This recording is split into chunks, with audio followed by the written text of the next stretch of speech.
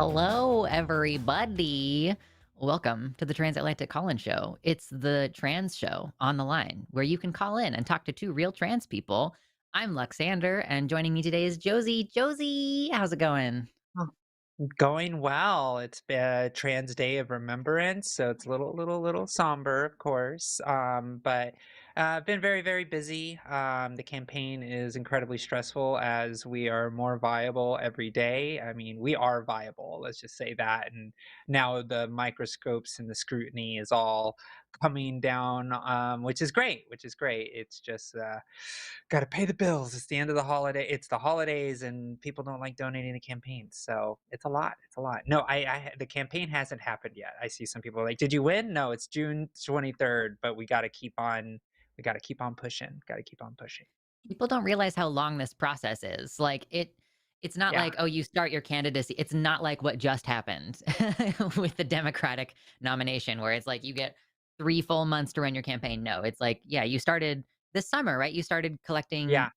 signatures and stuff, like, this summer, Well, so it no takes, like, a full signatures, year. just No yeah, signatures. well, it takes, like, a full year to, like, raise the money, raise your profile, make sure that you have your platform ready, talk to voters to make sure you're talking about the things that they care about, are a lot of those things. So it's actually a very long process, and I feel like if your campaign, especially when you're trying to represent 1.1 million people like I am, if you don't have a campaign, like, already on its 2 legs moving forward at a pretty good rate, like, you're way behind. Like, the metaphor of a race is really important in this. Like, you gotta get going as fast as you can because you wanna be further ahead, and the later you start, the further behind you are. So, we got started early, and it's been paying dividends. So, we have a teacher's endorsement meeting on Saturday, which is gonna be really exciting.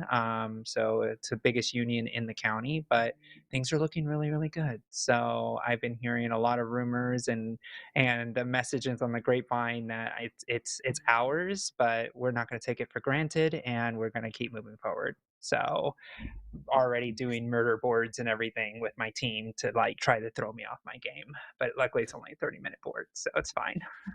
Yeah, yeah, yeah. I think it's really great having you on the line, especially right now with your campaign, because, like, so not only can we help you with your campaign, but also, like, I think it's really great to have a public example of a grassroots campaign. How do you get started with something at this level? I know that you have done consultations in the past for people who are trying to get into office. You're probably too busy for that right this second, but No, I still do it. you're It's my still day doing it. job.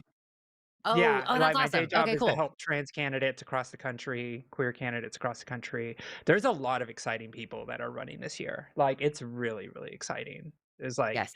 trans people in Florida, Oregon, like, all over the place. They're just it's incredible. So, we have a Yes. really good shot to have a really good showing.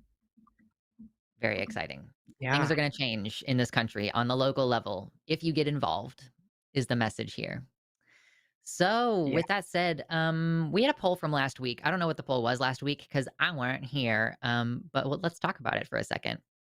With the new Epstein emails, will MAGA still say trans people are a bigger threat to children than Donald Trump? 98% said yes. I did just see someone on Instagram today saying, like, have you noticed that they've kind of stopped pushing the groomer angle about trans people because they're about to pivot to, like, well, pedophilia is not that bad actually. So they can't keep pushing that. Like, they can't speak out both sides of their mouth on this issue, which I was like, damn, I wish I had thought of that. Yeah, I mean, it's I do find a lot of pleasure in the deterioration of what is going on with the MAGA movement and watching it turn its knives against each other. So yeah, it is really interesting, and I've gotten insider information that Marjorie Taylor Greene is getting therapy and is part of the heel turn that she's having right now. Is that she's just like actually getting professional help to actually like understand that how Check the she has been facts. speaking. Yeah, yeah, has so it's really interesting. I won't trust her until she takes the sign down that she has outside her office, which is the two gen there's only 2 genders, that's science or whatever is She's freaking deep down a scientific. rabbit hole. So I feel like if she is Yeah, backtrack, like, and I don't trust her, She is the I don't Jewish either. space laser lady. She is a neo-Nazi, okay? She would need to really dramatically come back from that, but even a little bit of her coming out of this what is a cult?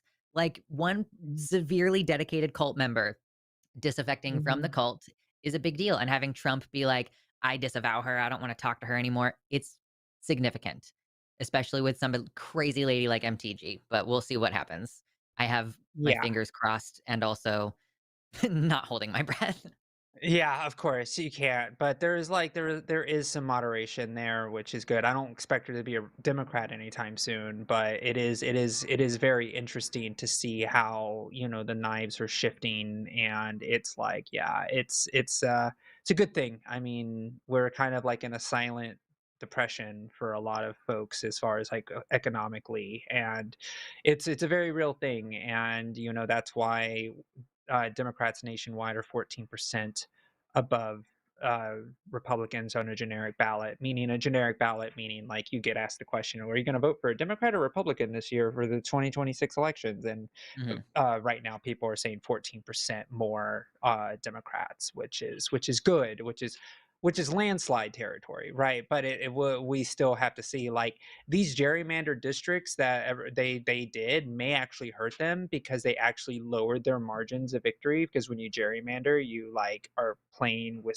slimmer margins, and you're just Mm, expecting voters to vote the same way you expect.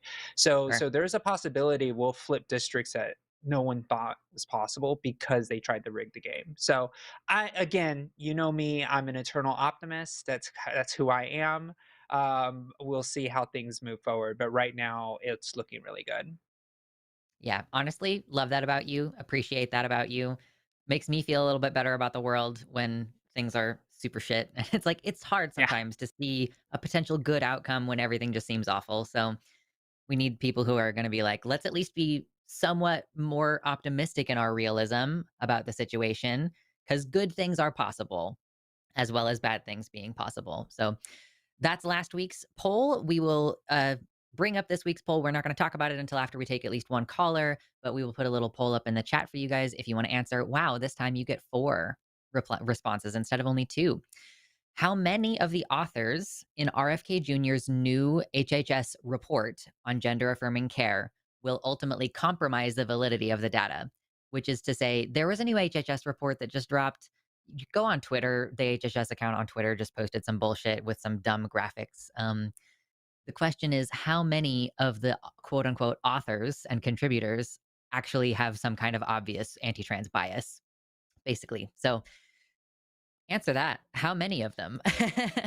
And we'll get around to it And in a second. yeah.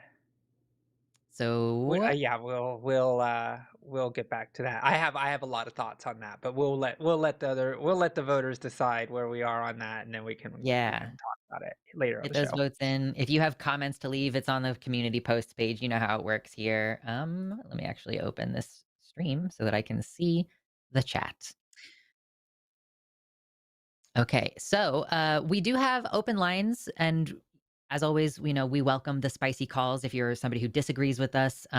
Oh, hit the like button really quick. That's going to probably bring more people in here and potentially more callers. It's quick, it's easy, it's free. Just do it. Hit the like button. Let's go. And our lines are open 720-619-2288 if you want to give us a call, or if you're an international caller, there's a web link in the description. Uh, right now we only have one person waiting, and that's Tom. Him from the UK who wants to talk about being an uncle to a gender nonconforming child. Tom, you're live on the line with Luxander and Josie. How's it going?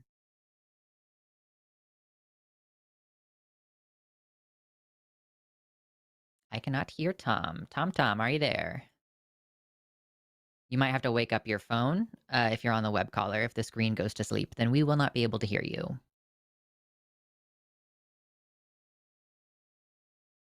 Oh no. Oh no. Unless this is a call in studio is muted kind of situation, then maybe we don't have the ability to talk to Tom right now. Unfortunate. Lines are still open, y'all. I'm just gonna put Tom back in the queue for the time being, and Yeah. we'll try to get back So to that in a we'll second. Yeah, make sure you call in, as a lot of things are happening right now. Even if you want to talk about politics, I'm happy to do that. As Lux knows, happy to do that always. And as we have this moment, I think some people are asking, what seat am I running for? I'm actually running for Montgomery County Council at Large in Maryland. So it's a really big deal. And also, I have put in the chat my donation link. And yes, it's the Zerba link. The Zerba link is one of the strongest donation links that we have. So let's keep it going. It's been doing well. So make sure you do that if you can. It'd be amazing. Heck Great. yes. So I We guess have we are somebody being still. screened right now. So we have a Yes. friendly caller, a repeat friendly caller waiting. But in the meantime, y'all, come on. Where is the spice? Where are the Yeah. people? I honestly have been kind of noticing a little bit of a slowdown on a lot of the shows, given that I'm producing more often. I honestly kind of feel like the Republicans have run out of steam a little bit. Like like that they just Yeah. aren't like, aren't showing up the way that I am used to, and we're getting more, atheist callers or friendly callers or advice calls or whatever. Um, I don't know. Is that something you've noticed? Yeah. Yeah, I've noticed it across the country, for example, in Virginia where Abigail Spanberger won, she won by 13% of the vote, which is wild how much she won by. It's historic actually. It's like one of the largest victories we've seen in Virginia ever. And her opponent spent 57% of her entire ad budget on anti-trans ads across the state of Virginia, and she got walloped. So Yeah. so there is evidence that it's just not working. It never really did work, but now we are actually having historical data that shows that Republicans are losing ground on the anti-trans attacks because it gets old after a while. So if you think about how remember how r- a long time ago they would say, "Oh, gay marriage is going to be the doom of society. Gay marriage is going to be the doom of society. It's the worst thing ever." And then, like, as couples were coming together and the world didn't end, it's like people are like, "You said it was going to be the worst thing ever, and it's fine. Like, it's completely okay." Trans people have been around. They say since 2015, but we've been around throughout history. But now it's like, oh, there's been trans people around more often and in public media, and the world didn't burn down. So it's like the scary boogie people that trans people are doesn't make sense, especially with all the data that shows that the pedophilia is happening at the highest echelons of power with wealthy individuals. Like, we are seeing it. It's happening. So yeah, it's just falling flat like a lead balloon. And if you don't agree with me, call in and tell me why I'm wrong. So Get in here, let's MAGA. go. Yeah. Unlike some of the other shows on the line, which are focused more on the religion thing, and you'll only get in here if you have like a religious argument, we will throw down about some politics. If you've got something to say Yeah. about trans kids accessing hormone care, or if you have something to say about trans women in sports, fucking the president of the Olympic Committee. Oh my God, dude, I'm so pissed. Oh man, Oh I'm so pissed. God. Ah. Oh boy. Yeah. That's I'm so ready to throw down annoying. about trans women in sports. Yeah, no kidding. All right. Do you want to go ahead and take our call and screen? Yes. So we've got Okay. Pip, they them pronouns from the UK, return caller live on the line with Luxander and Josie. What's up, Pip? Hey, how you doing? Can you hear me okay? Yes, we Absolutely. can.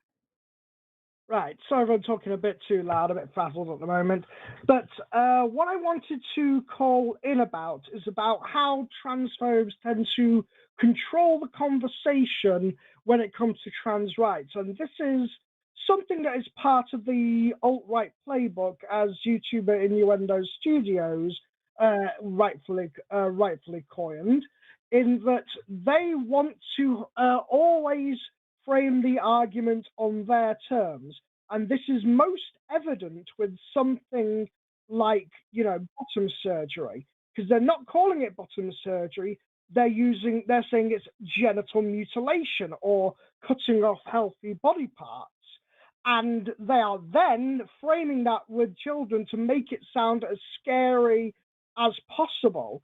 And I'm not saying there's no backlash on that whatsoever. I've been listening to this show well enough to know that there is pushback on this, especially outlining the fact that there are no genital surgeries being done on children.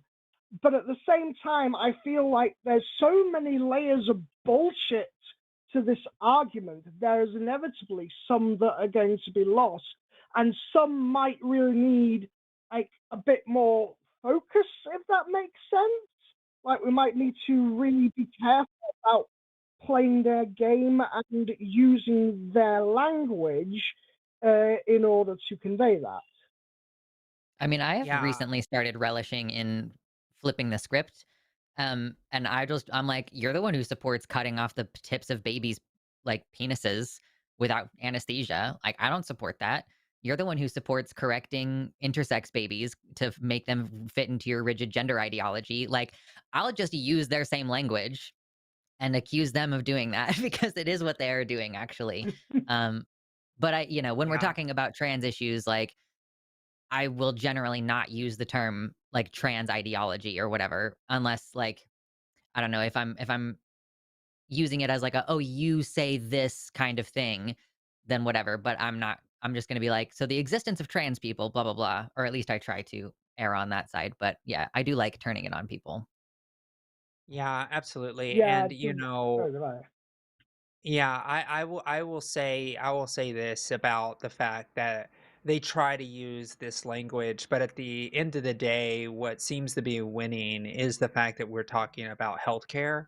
And so when you continue to use this is just doctor prescribed healthcare, and we've seen it on the show actually, when people try to make it seem like this scary thing, but then when you're able to frame it of like, why do you care so much what doctors are prescribing people? This is a privacy issue. Like it's like this isn't like it's this is these are the things that I think win the framing, because when we actually start talking about like healthcare in the way that it's supposed to be talked about, we shouldn't be politicizing people's genitals. We shouldn't be politicizing what people's body parts look like. And it's become such a roll your eye moment with most of society when people can't pay their rent, people can't buy food, people are afraid if they're going to be employed. Like it is affordability across the world is now the thing that has happened, because the wealth distribution has gotten so bad to the wealthy that there is stagnation in economies across the world. People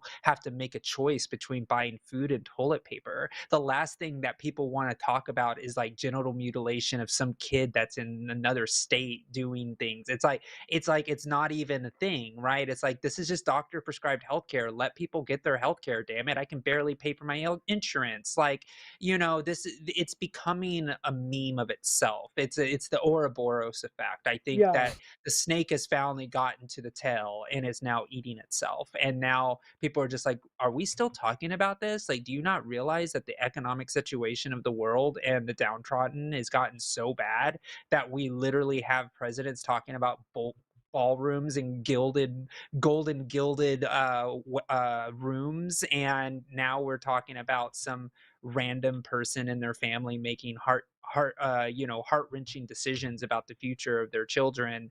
And but yet we're talking about the things that nobody should is focused on because they can barely survive. So that's how I reframe it, because at the end of the day it's such a minor thing compared to like what the swath of the economy is doing right now. But as you can see, I've been on the campaign trail for a while now.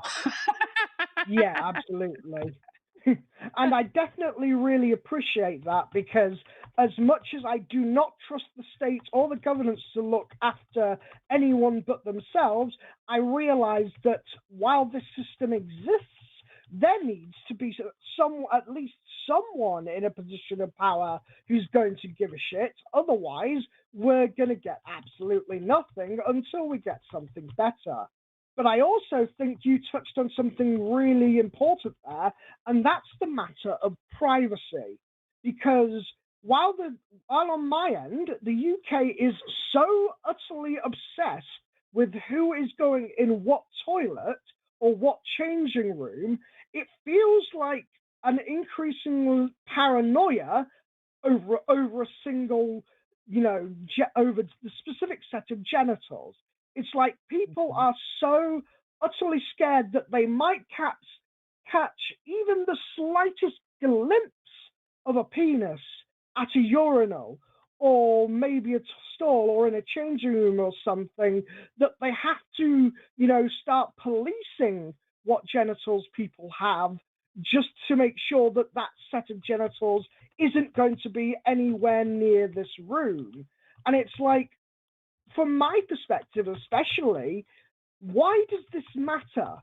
From my experience, even at like regular swimming baths and swimming pools and the like, people tend to be pretty modest when they're, getting changed and aren't exactly trying to flash people, which even I would agree is still wrong and a violation of consent. And everyone agrees with that. So why are we raising so much of a fuss over the possibility that there might be a penis in this room?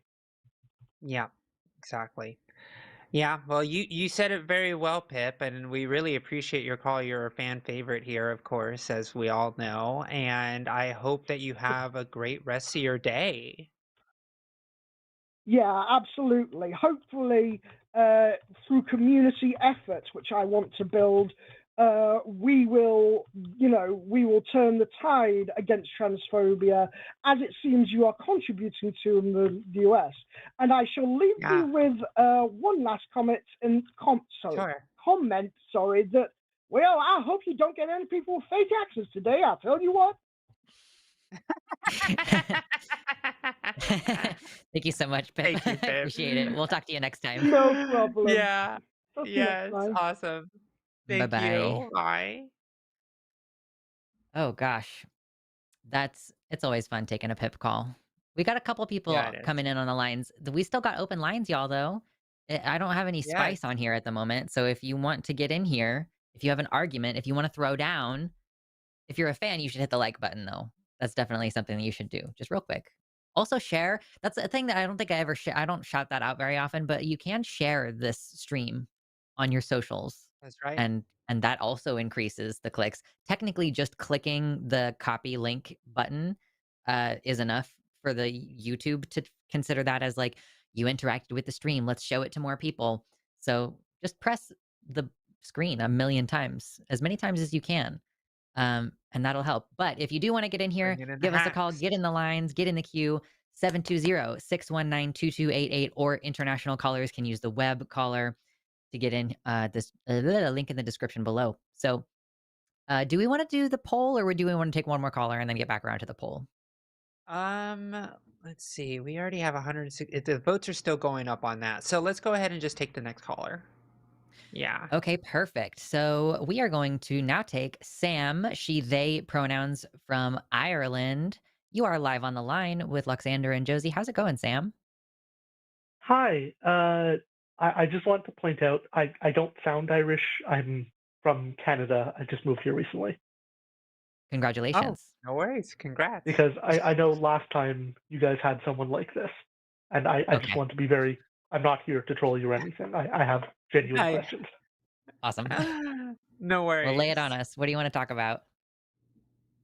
Like like the kind of anger I feel because I can't really do anything, and I just see all this fascism everywhere. You know what I mean? Yeah. Are you just trying to Hello? figure out, Yeah. like, how can you channel that anger? There's a little bit of a delay. So just so you know. Yeah. I'm trying to figure out how I can do it. Like I just I've wanted advice because I don't really, especially where I am in Ireland, I'm in the middle of nowhere, so there's not many queer people or anywhere. So I'm trying to figure out, you know, No, I just mean, what I to do. think there's a lot of queer people in Ireland. Like I've heard some really great, they have some really great prides there. But yeah, we are everywhere. Um, I mean, that's how I feel, but maybe I'm wrong. No, no, you guys are just. It's I'm literally in the middle of nowhere.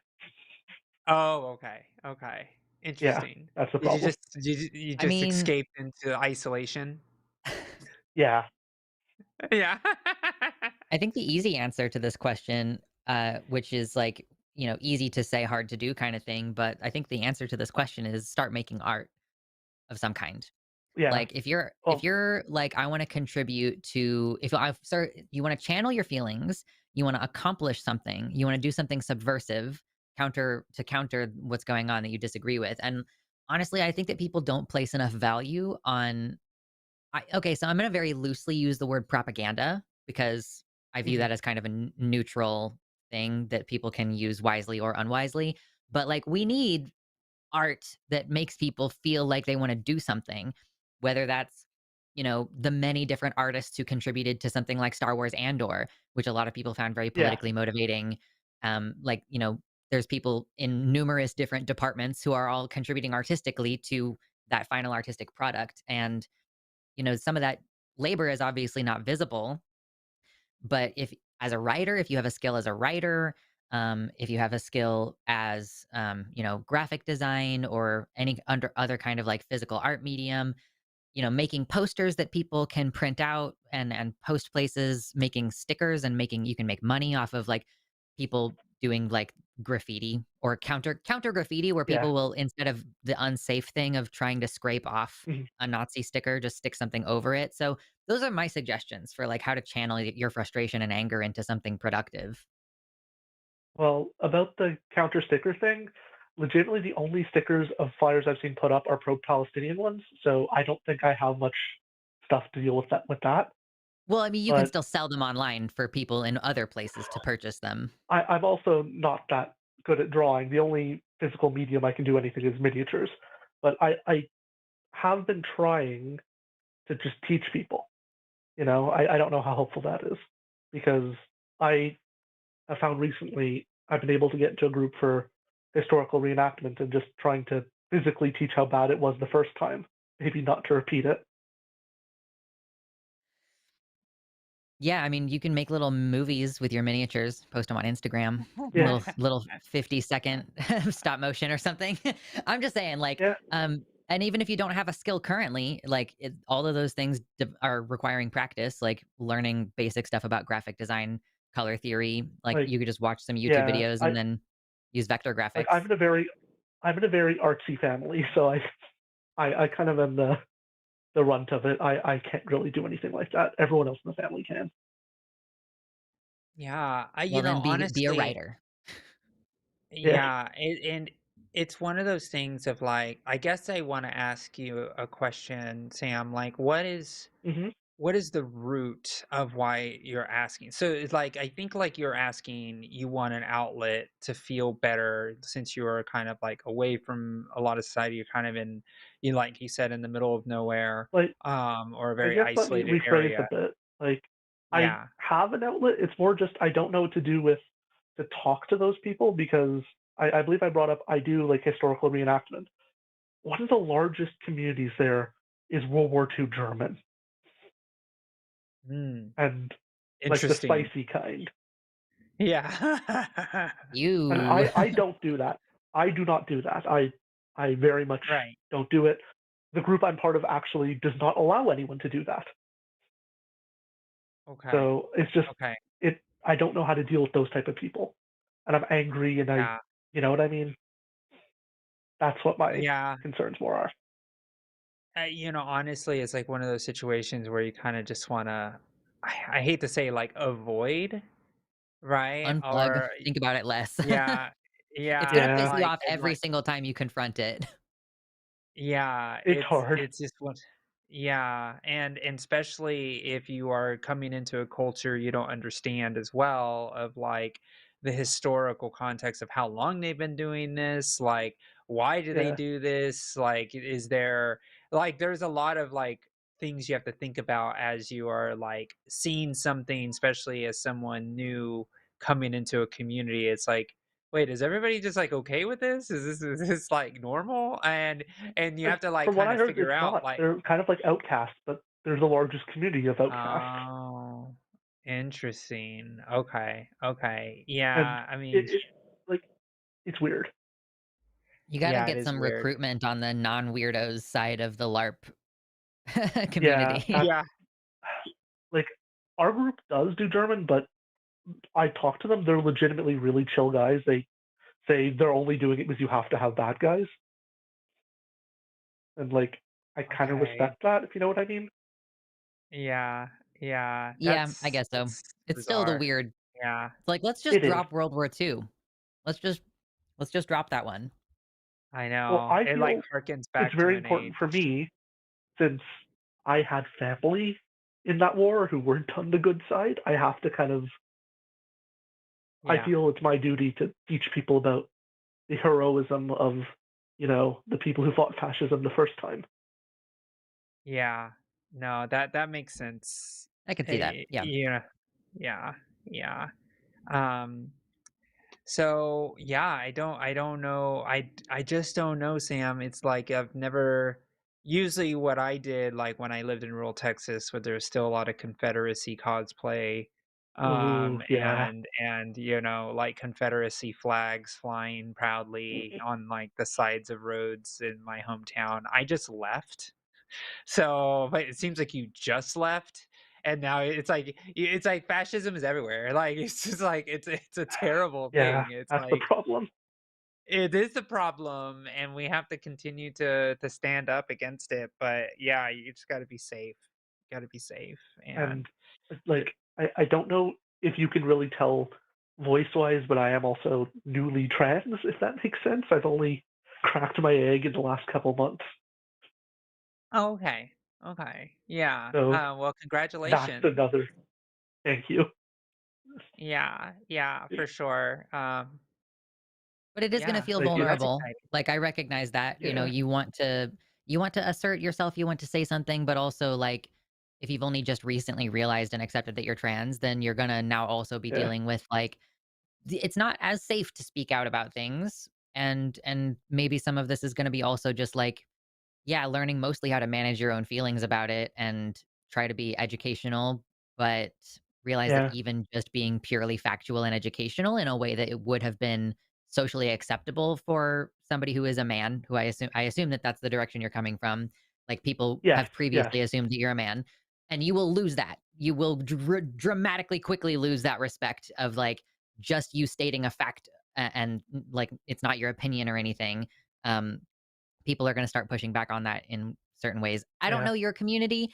If there's people who are like, "Yeah, we've decided to do the Nazi thing," uh, don't bring it up to any of those people. yeah. Yeah, It like yeah. it's always just weird to me. Like, luckily enough, my parents are very supportive about this, That's great. about everything. Love to hear it.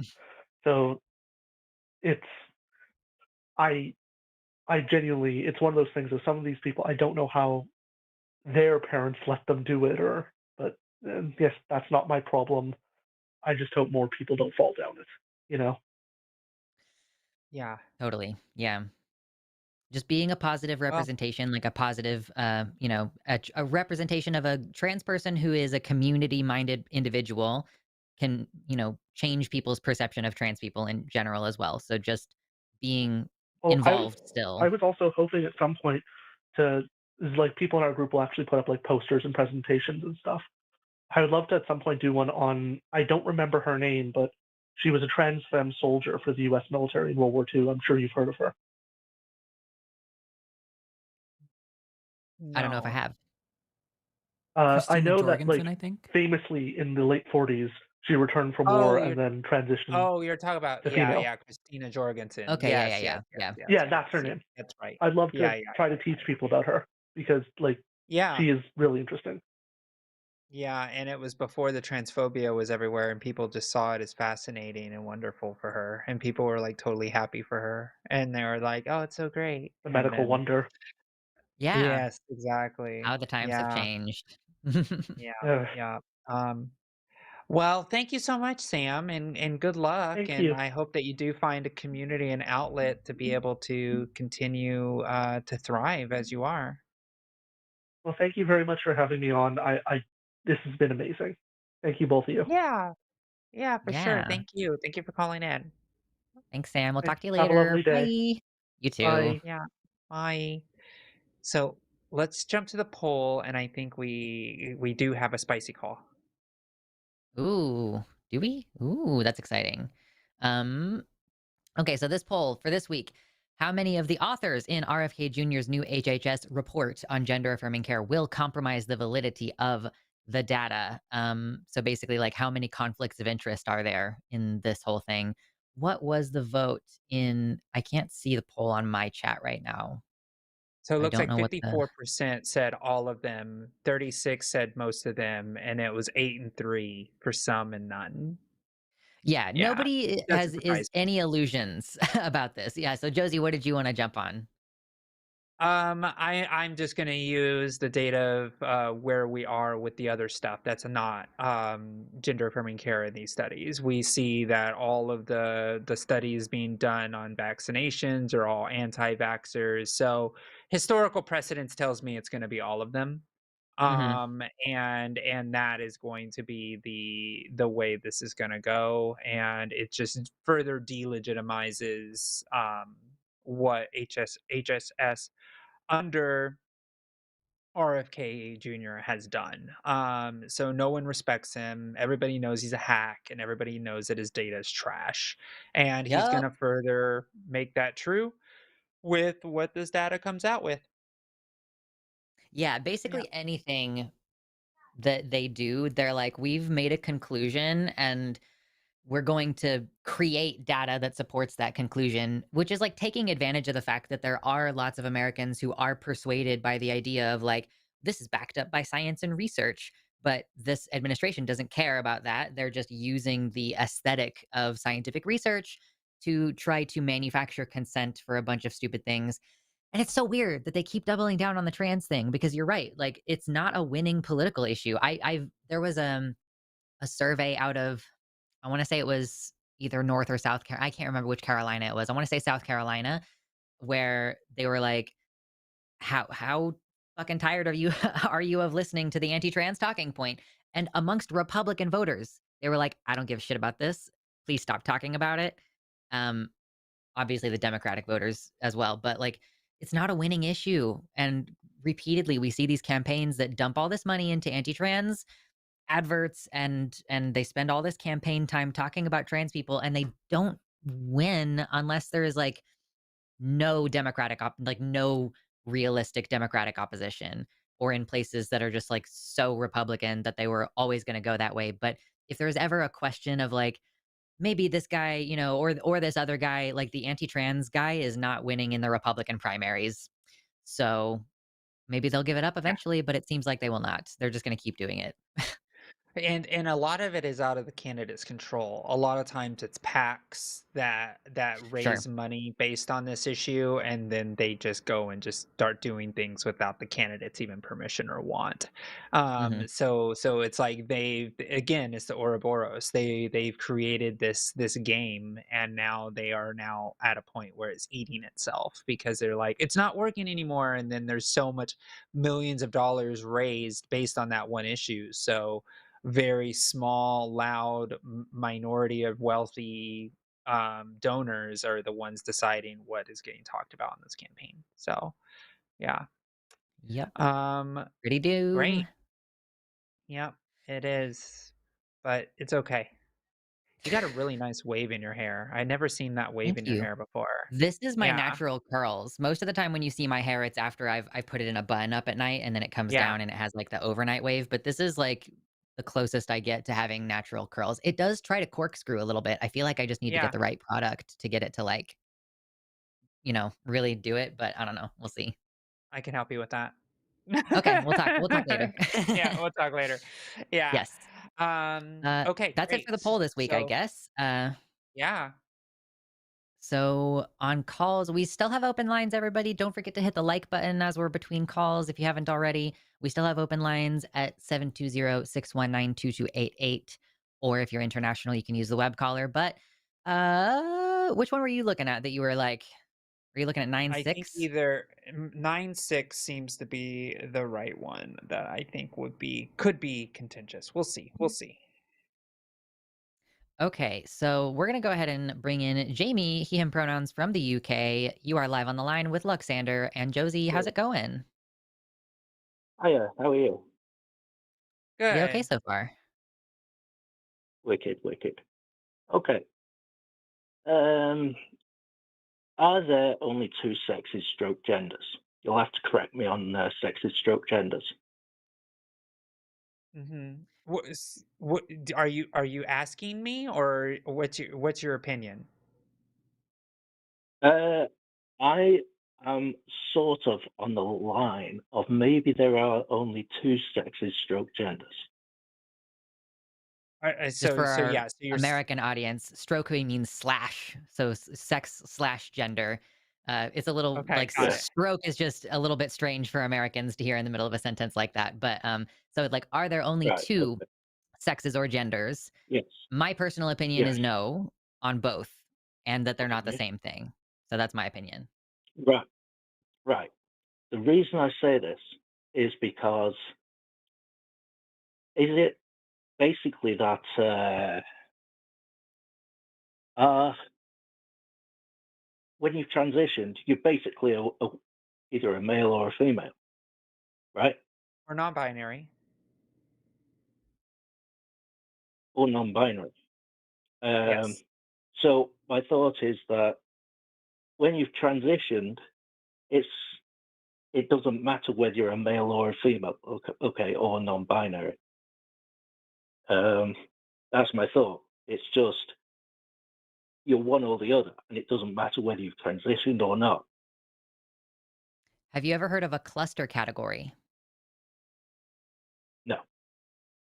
So, cluster categories are ways in which we create different groups based on like a number of common things, like mammals. Like mammals typically give live birth and they have fur or whatever, they're warm blooded. But there's the platypus, which lays eggs. Yeah. So, it's a cluster Yeah. category where there are sometimes exceptions that seem to fly in the face of the rule. But we still are like, okay, Right. basically, that's still a mammal. So a cluster category in this conversation, so I'm just gonna stick with like the sex conversation because it kind of seems like that's where you're leaning on this.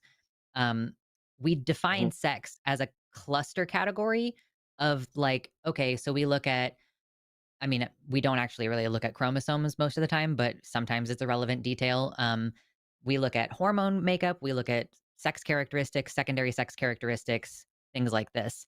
And there is like a range of different presentations of all of these characteristics that exist in a way that it's like, generally speaking, we tend to see clusters of traits, and so we kinda slapped a box around those 2 things and said, "Okay, generally speaking, people who have a bunch of these traits on the left side are male, and people who have a bunch of these traits on the right side are female."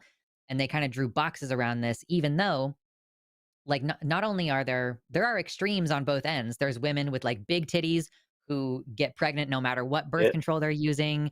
They have, like, exaggerated female sex characteristics, like high, high, high estrogen, whatever, all these different things. And same on the male side. And then there's this group in the middle where it's like, okay, you've got a short man who has no muscle and can't, like, has low libido, like, can't perform sexually. Like, okay, so there's several, like, things that we generally associate with male where that guy is not ticking all the boxes. But most people would still probably say, like, okay, he's a man unless someone's being a dick about it. And they're like, whatever, you're not a real man, blah, blah, blah. There's that. But there are people who have, like, breasts and a penis, and it's like, "Okay, well, that's clearly falling outside of the scope here." And so we kinda just have to look at the cluster and go, "Okay, well, if they have a penis and breasts, do they have estrogen or testosterone as the dominant hormone in their body?" Uh, and, like, looking at some of those other characteristics can help us inform, like, what we would broadly describe that person as, or what their medical needs are, which is kind of more important. Like why are we talking about somebody's biology unless it's medically relevant in some way? You know what I mean? Um, and so trans people and intersex people kind of exist in that middle gray area where I don't think it's clear Yeah. that we cleanly fit into either of the cluster categories. Okay. Um, so where do sorry, um, It was a lot, I know. where do the yeah. Um, so there's a cluster category, Mhm. yeah, if you like. Yeah, Um, that's one way to look at it. Mhm. what's this? Yeah, what's this all about? The cluster category, really? I mean, we just, like, saw traits and we were like, "We're gonna call that set of traits male, and we're gonna call that set of traits female." And the reason why I bring it up is because Mhm. people tend to view sex as a rigid binary, whereas, in actual scientific fact, it is a spectrum of characteristics, and, like, they all exist in varying amounts. Like, everybody's body creates both estrogen and testosterone, it's just in differing amounts, right? So, I just think Yeah. that Okay. human beings are barely sexually dimorphic, in a way that makes a lot of transphobia very silly. Not that you're transphobic, I'm just saying, Right. general.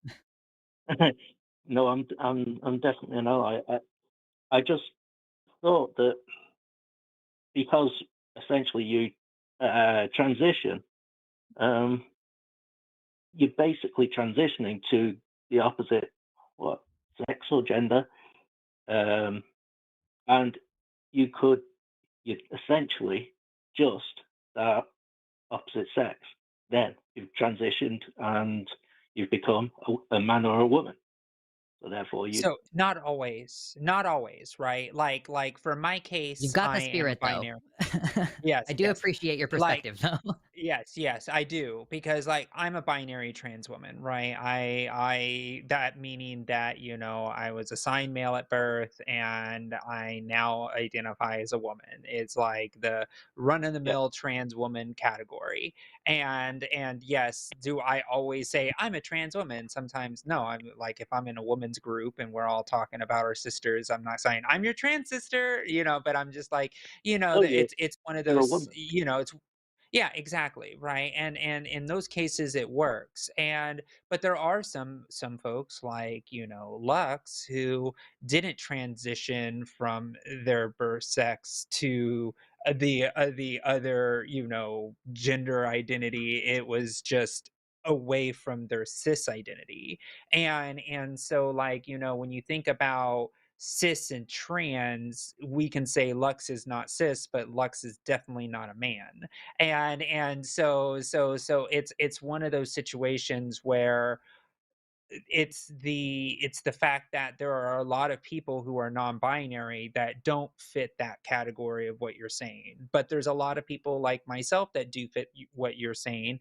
and there's another host who's a trans man on this show that does fit the category going the other direction.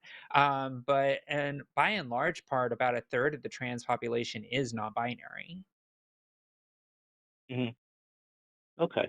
Um, Yeah. I think that's about it. I'm glad that I've learned quite a lot now. I'm Yeah. glad you've cleared some And stuff and up for me. and Thanks. Jamie, I wanna say something as well, because I like using this analogy, like, because, like, think about, like, the universe as a whole. The universe Yeah. is full of hydrogen and helium, so much that it's Mhm. 98% of the entire universe's makeup is hydrogen and helium. Would it be correct to say the universe is only hydrogen and helium?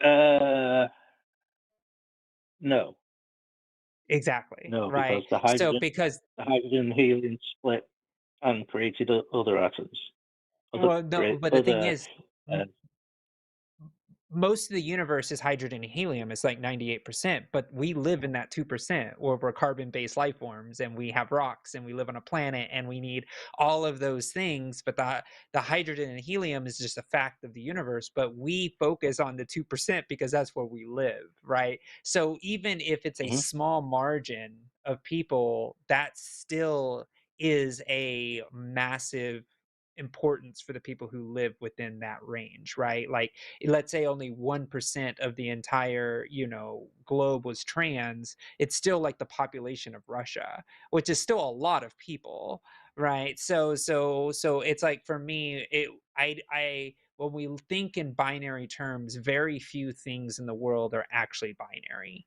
And so that's kind of the way I think about it when I think about binary terms, is like there's always an exception to the binary, and in most cases. So for me, it's like when we think about bimodal curves, that, which are essentially the cluster categories that Lux was talking about, there's still so much in between the two categories that essentially will kind of break apart the binary way of thinking.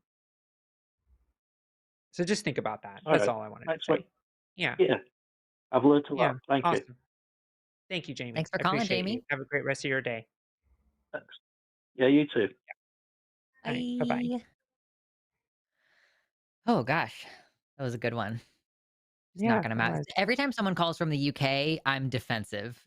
I'm sorry your country is terrible, but, like, all this transphobia that we're doing over here, like, we definitely have picked up a lot of that from you guys over there.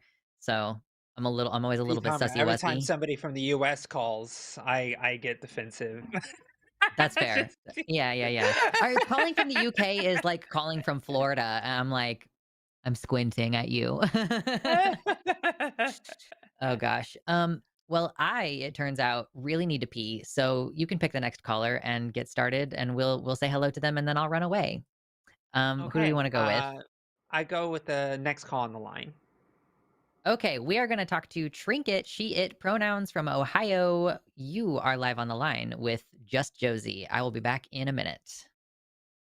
Hi, Trinket. How are you? Hi, hi, Josie. Hang on, I'm turning the speaker off. No Okay, there we go. worries.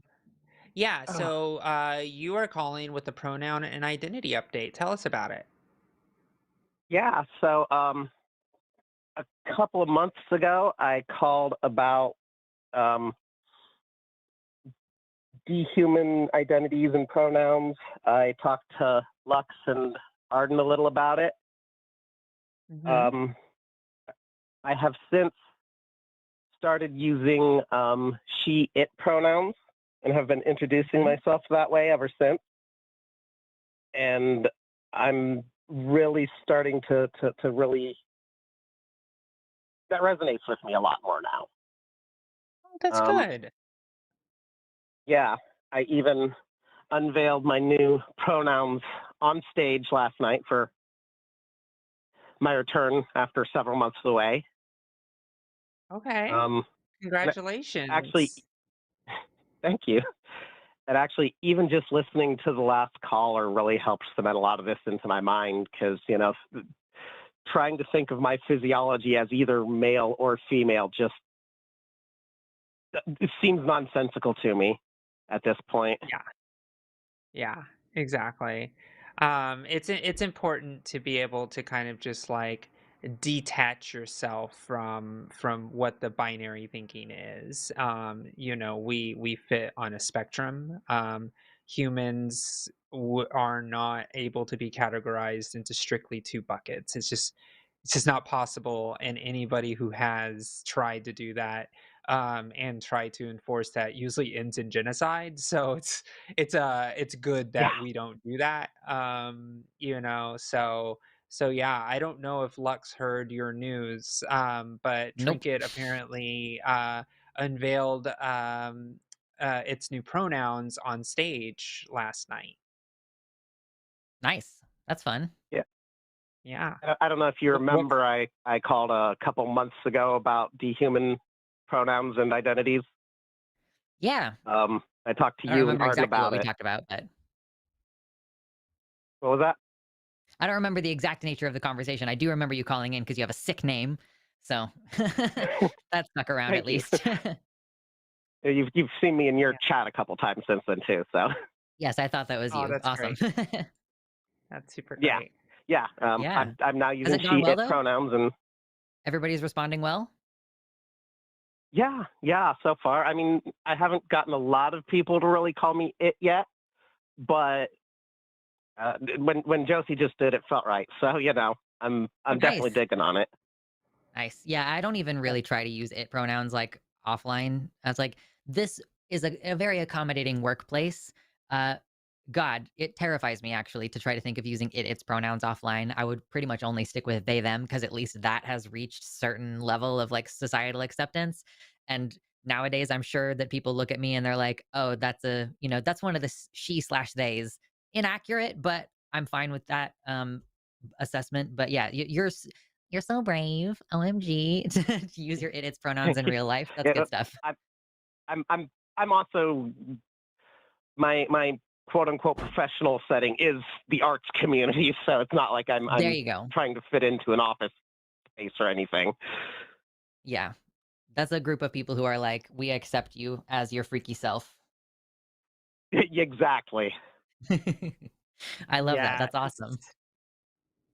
Yeah. I absolutely love it. Well, that's exciting. Well, thank you so much for calling in with your update and keep it up. It's important for you to be out and because it helps other people. You're treading ground that other people need to see. So thank you. Yeah. Thank you. Y'all have a Yeah. Yeah. wonderful day. Awesome. You You too. Thank you, too. Trinket. Bye bye. Bye. Bye. Okay. Man, we're just knocking them out today. Just Yeah, we efficiency. are.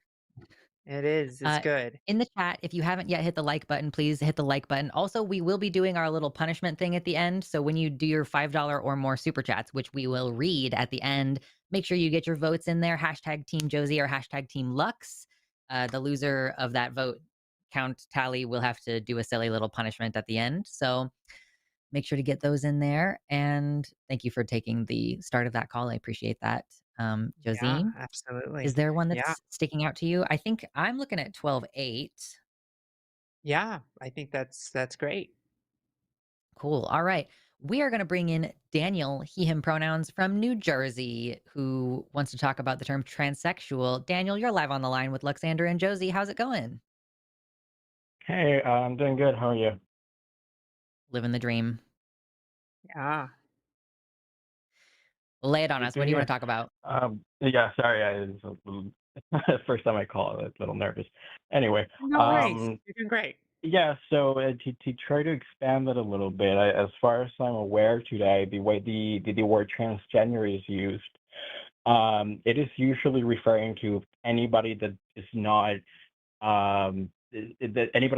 anybody that doesn't identify with the sex they were assigned as, correct? Yeah. That's the way Essentially, yeah. the word transgender is used today. Am I correct in that? Yeah. Yeah. Usually I would say that's accurate. Yeah, okay. So the main point of this agreement I have here is people that would identify as transsexual, meaning the people that have gender dysphoria, being lumped in that term is honestly, in my opinion, detrimental and damaging to them.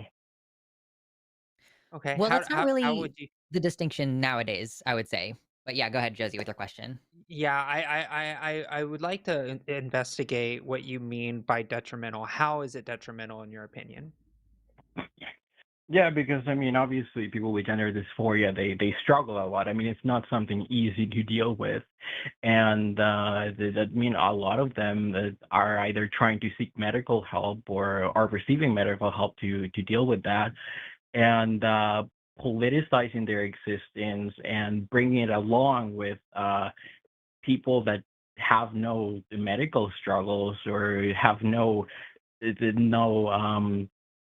hardships in their lives mentally because of the gender dysphoria. People that don't have Well, that maybe are this is being just a lumped along with people misunderstanding. with gender dysphoria. I And think that this is like a bit of a language sorry, misunderstanding because we don't neither medically nor socially do we use the terms transsexual and transgender to distinguish between people who have gender dysphoria or not. Like transsexual is a I pretty know, and outdated that's term. exactly the issue I have. Well, I get yeah, but I mean, so are you saying that you want to create a distinction between anybody who's trans versus, like, people who have severe dysphoria? Like, are you saying that there is, like you're trying to insert a utility that we do not currently have? Yeah, that's pretty much what I'm trying to do, what I'm trying to argue for. Because I mean, I So personally know plenty of people that struggle. Well, not plenty, a handful of people that struggle severely with gender dysphoria, and they honestly hate being lumped along with people that don't struggle with that. I mean, put in the same category. So Daniel, I want to speak from personal experience here. Yeah. So for me, I have gender dysphoria. I have gone through the pretty much the entirety of the medical process of my transition. Hmm. And I will say that because I came out at 34 years old. I'm almost Okay. 40 now, and I did not have a strong education on gender and all these type of things outside of maybe like a women's studies class in college. And I Hmm. also didn't understand. I was like, oh, I thought if you were because I was still had a very old way of thinking because I was a 90s kid, and I was taught a very Yeah. rudimentary way of thinking about what a trans person is. So when I thought, "Oh, I'm trans. Oh, I have gender dysphoria." So therefore, for me, it was very normal for me to go to a doctor and say, "Hey, I need hormones. I need I want facial feminization. I want bottom surgery." It was very normal for me because that was my experience. Now, I don't Right. have the understanding or experience of someone who doesn't have that severe gender dysphoria. And at first, you can't let comparison be the thief of joy. That I don't know if you've ever Hmm. heard that term. And Yeah. I, at the beginning of my transition, would compare myself to non-binary people that would have, very little need for the medicalization of their own transitions. And I'm like, but is it trans? Like I didn't understand, right? I needed to be educated by Yeah. being in my community to then understand that yes, it is trans, and it is just as trans as somebody who doesn't do hormones or any type of medicalization than me who has done the whole gamut of all of it. And so what I understand is solidarity is the best thing for us. So I and all my trans siblings, and I say trans siblings, I don't even put gender or transsexual under it, I just say my trans siblings, all are not Hmm. cis, and we all deal with the societal discrimination of not being cis. And so for me, I had to learn very early in my transition that my comparison to other people's lived experiences was not serving me. It wasn't helping me, and I had to grow up. And I had to mature and understand that my experience as a trans woman is different from almost every other trans person that's their experience is, and that's okay. I don't have to Yeah. understand something to say, "Oh, I now I get it." Like, I will never understand what it's like to be non-binary. I just won't. But I Hmm. still love my non-binary trans siblings. It's like there's just that's just how it is because we're part of the same community. So, with all due respect to your friends that are upset about people not doing trans, medicalization, and they need to grow up. They need to grow up. And I'll say that as somebody that grew up, somebody that understood that solidarity is the best way to do it, and stop comparing my lived experience to other people's lived experience because it was stealing my joy. And I was not going to allow that to be my lived experience in my life. It took me a long time to understand pronouns like it's. We just had a conversation. I just used it's. Yeah. I grew up. I had to learn and understand that it's even though I've been called it in a derogatory way, does not mean that somebody else's reclamation is my lived experience. That is not what it Yeah. is for me. And so that's what I say to those folks that you have in your life that are upset that a trans person that isn't getting medicalization it's a sad state of affairs. I don't know. I would love your reaction to that. No, no. Listen, I do agree with you on the almost everything you said. I do agree with that solidarity is important, and I don't think trans people that don't receive medical care are any less important, because they are. Obviously, their experiences are valid. Um, I think the issue, I don't know if there was maybe a misunderstanding or it wasn't clear enough. The distinction between people that maybe that are trans, that have gender dysphoria, and those that have no gender dysphoria. I think that by lumping both groups together and politicizing them both, you're doing a disservice to the people that do have the gender I dysphoria. There's so many problems with this because first of all, I think it's really sad when people define their entire trans identity around their suffering, which is what you're doing when you're centering gender dysphoria as the penultimate feature of transgenderism. Like when you're saying like this is the thing that makes me trans. No, there are plenty of people who are despondent and then experience euphoria when they realize that they're trans. They're not actively dysphoric, they're not like actively suffering. They're just kind of like moving through life and then things are better. I also like really don't like the idea that your friends think that they're fucking psychic and that they know what's going on in other trans people's heads, because I would guess that most people view me as one of the problematic non-dysphoric trans people, but you don't know about my sexual dysfunction that I'm experiencing because of my dysphoria, and that's my business and that's private. And the fact that there are people out there mean girling over the fact that like, oh, I'm not really trans, I don't really have dysphoria, all this is like, it's wildly insulting and pathetic.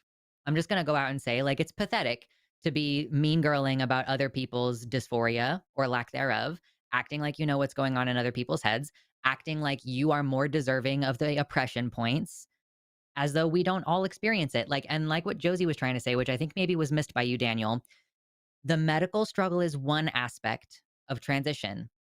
But the thing that we all share in common, whether you're non binary or binary, whether you have dysphoria or not, um, is the social aspect where you lose family members, you cannot find somebody to date you, you lose opportunities with jobs and housing. Like, whether or not you intrinsically have dysphoria, and frankly, whether or not you seek medical care. In fact, those who don't seek medical care, I would assert, are more likely to be discriminated against because they don't have the option to pass in society. Non binary people who are visibly androgynous or trans people who can't afford all of the procedures that they want do not have the option to assimilate in society. So it's just so vile and repulsive to me that people play this kind of oppression Olympics and try to say that some people are more deserving than the other. And, oh, you know, I'm better than those transgenders. I am going to call myself a transsexual and create a separate class because my issues are more important and I'm more deserving of medical care and stuff. Like, it's just so sad, genuinely. No, no, listen, no, I agree with you. Sorry to cut you off there. In fact, the people I talk with, they agree with you as well. The thing is not that I'm saying or they're saying that people that receive no medical care are not actually trans. That's not what they're saying. They just see a usefulness in distinguishing between the two of them, because both What's are the utility? both people are Yeah, what trans. is Like the people, yeah, useful? well, both people Please that explain to receive me. medical care, those that don't, they're both What's the trans. They're just usefulness, Daniel? What's different the ways of usefulness? being trans with different identities associated with them. Daniel, what is the usefulness? The usefulness, the fact that they're just not the same thing. A What do you person that mean But we are the experiences same gender thing. why? dysphoria has a completely different uh, point of view than a person that does not experience So it. so That's so not Daniel, okay. You know that do there's you two go different kinds of around dysphoria? Sorry, oh, there's social Sorry, can you? dysphoria and medical dysphoria. Like I'm sorry, you keep saying dysphoria like non-binary people don't have it, or like people who don't seek medical attention don't have it, but like the social dysphoria, this is what I'm saying. All trans people have this in common. All trans people are in the same class of people because we are all treated the same in society. We are all treated the same. We all experience the same difficulties. There's a reason why like gays and lesbians have certain things in common and that bisexuals have certain things in common but are slightly different. Like we're all affected by these things in different ways, right? I'm not trying to say that somebody who is trying to access medical care and being denied that medical care doesn't have a valid struggle. But when that person tries to distinguish themselves away from me they are saying that I don't have the same kind of struggle, as though we don't share the same bullshit, like, in every other aspect of our lives besides the medical establishment. Like, this is the crux issue that I'm running into. What is the purpose in delineating between dysphoric and non-dysphoric trans people, and how the fuck do you know if somebody's dysphoric or non-dysphoric? Just because they haven't had the money to go to the doctor, because they don't have a therapist who could give them that diagnosis? Like, it's just mean girl shit. There's no good reason for it. Please demonstrate, like, a really solid good reason for distinguishing between dysphoric or non-dysphoric trans people. Clearly, the non-dysphoric Yeah, ones no, aren't it's seeking medical uh, care. yeah, sorry. No, no, Sorry, I wanted to get that the last thing is comment that out. something like sexuality, for example, that you brought up.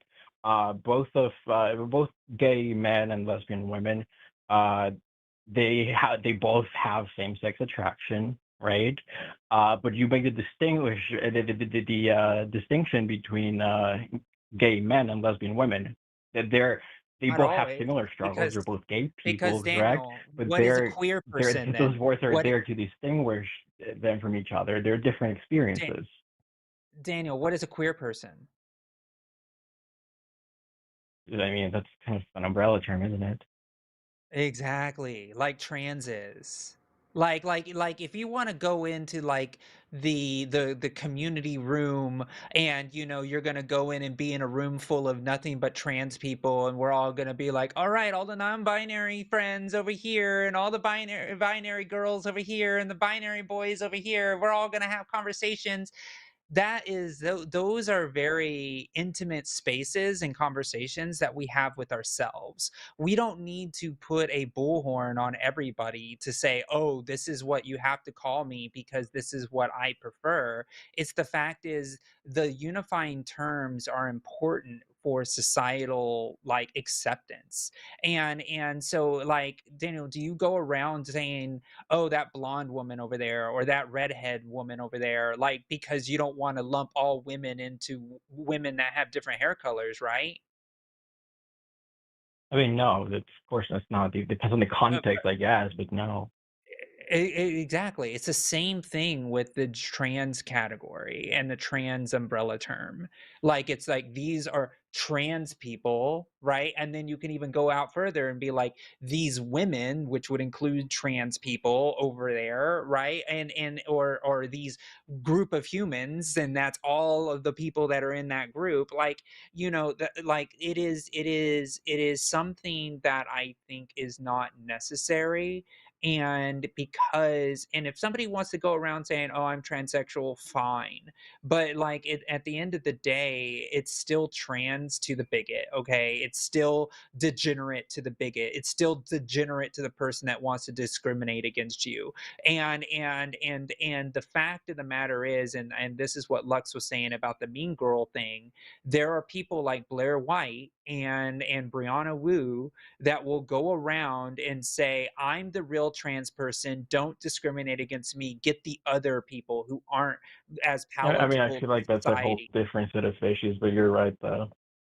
Yeah, so that's why there are people out there that want to create that distinction so they can get accepted a little bit more than the non-binary person, and or the person that doesn't have the severe gender dysphoria that requires them to get a very evasive surgery. That, like when I got my second stage to my bottom surgery, I don't think a lot of people know this on the call. They might.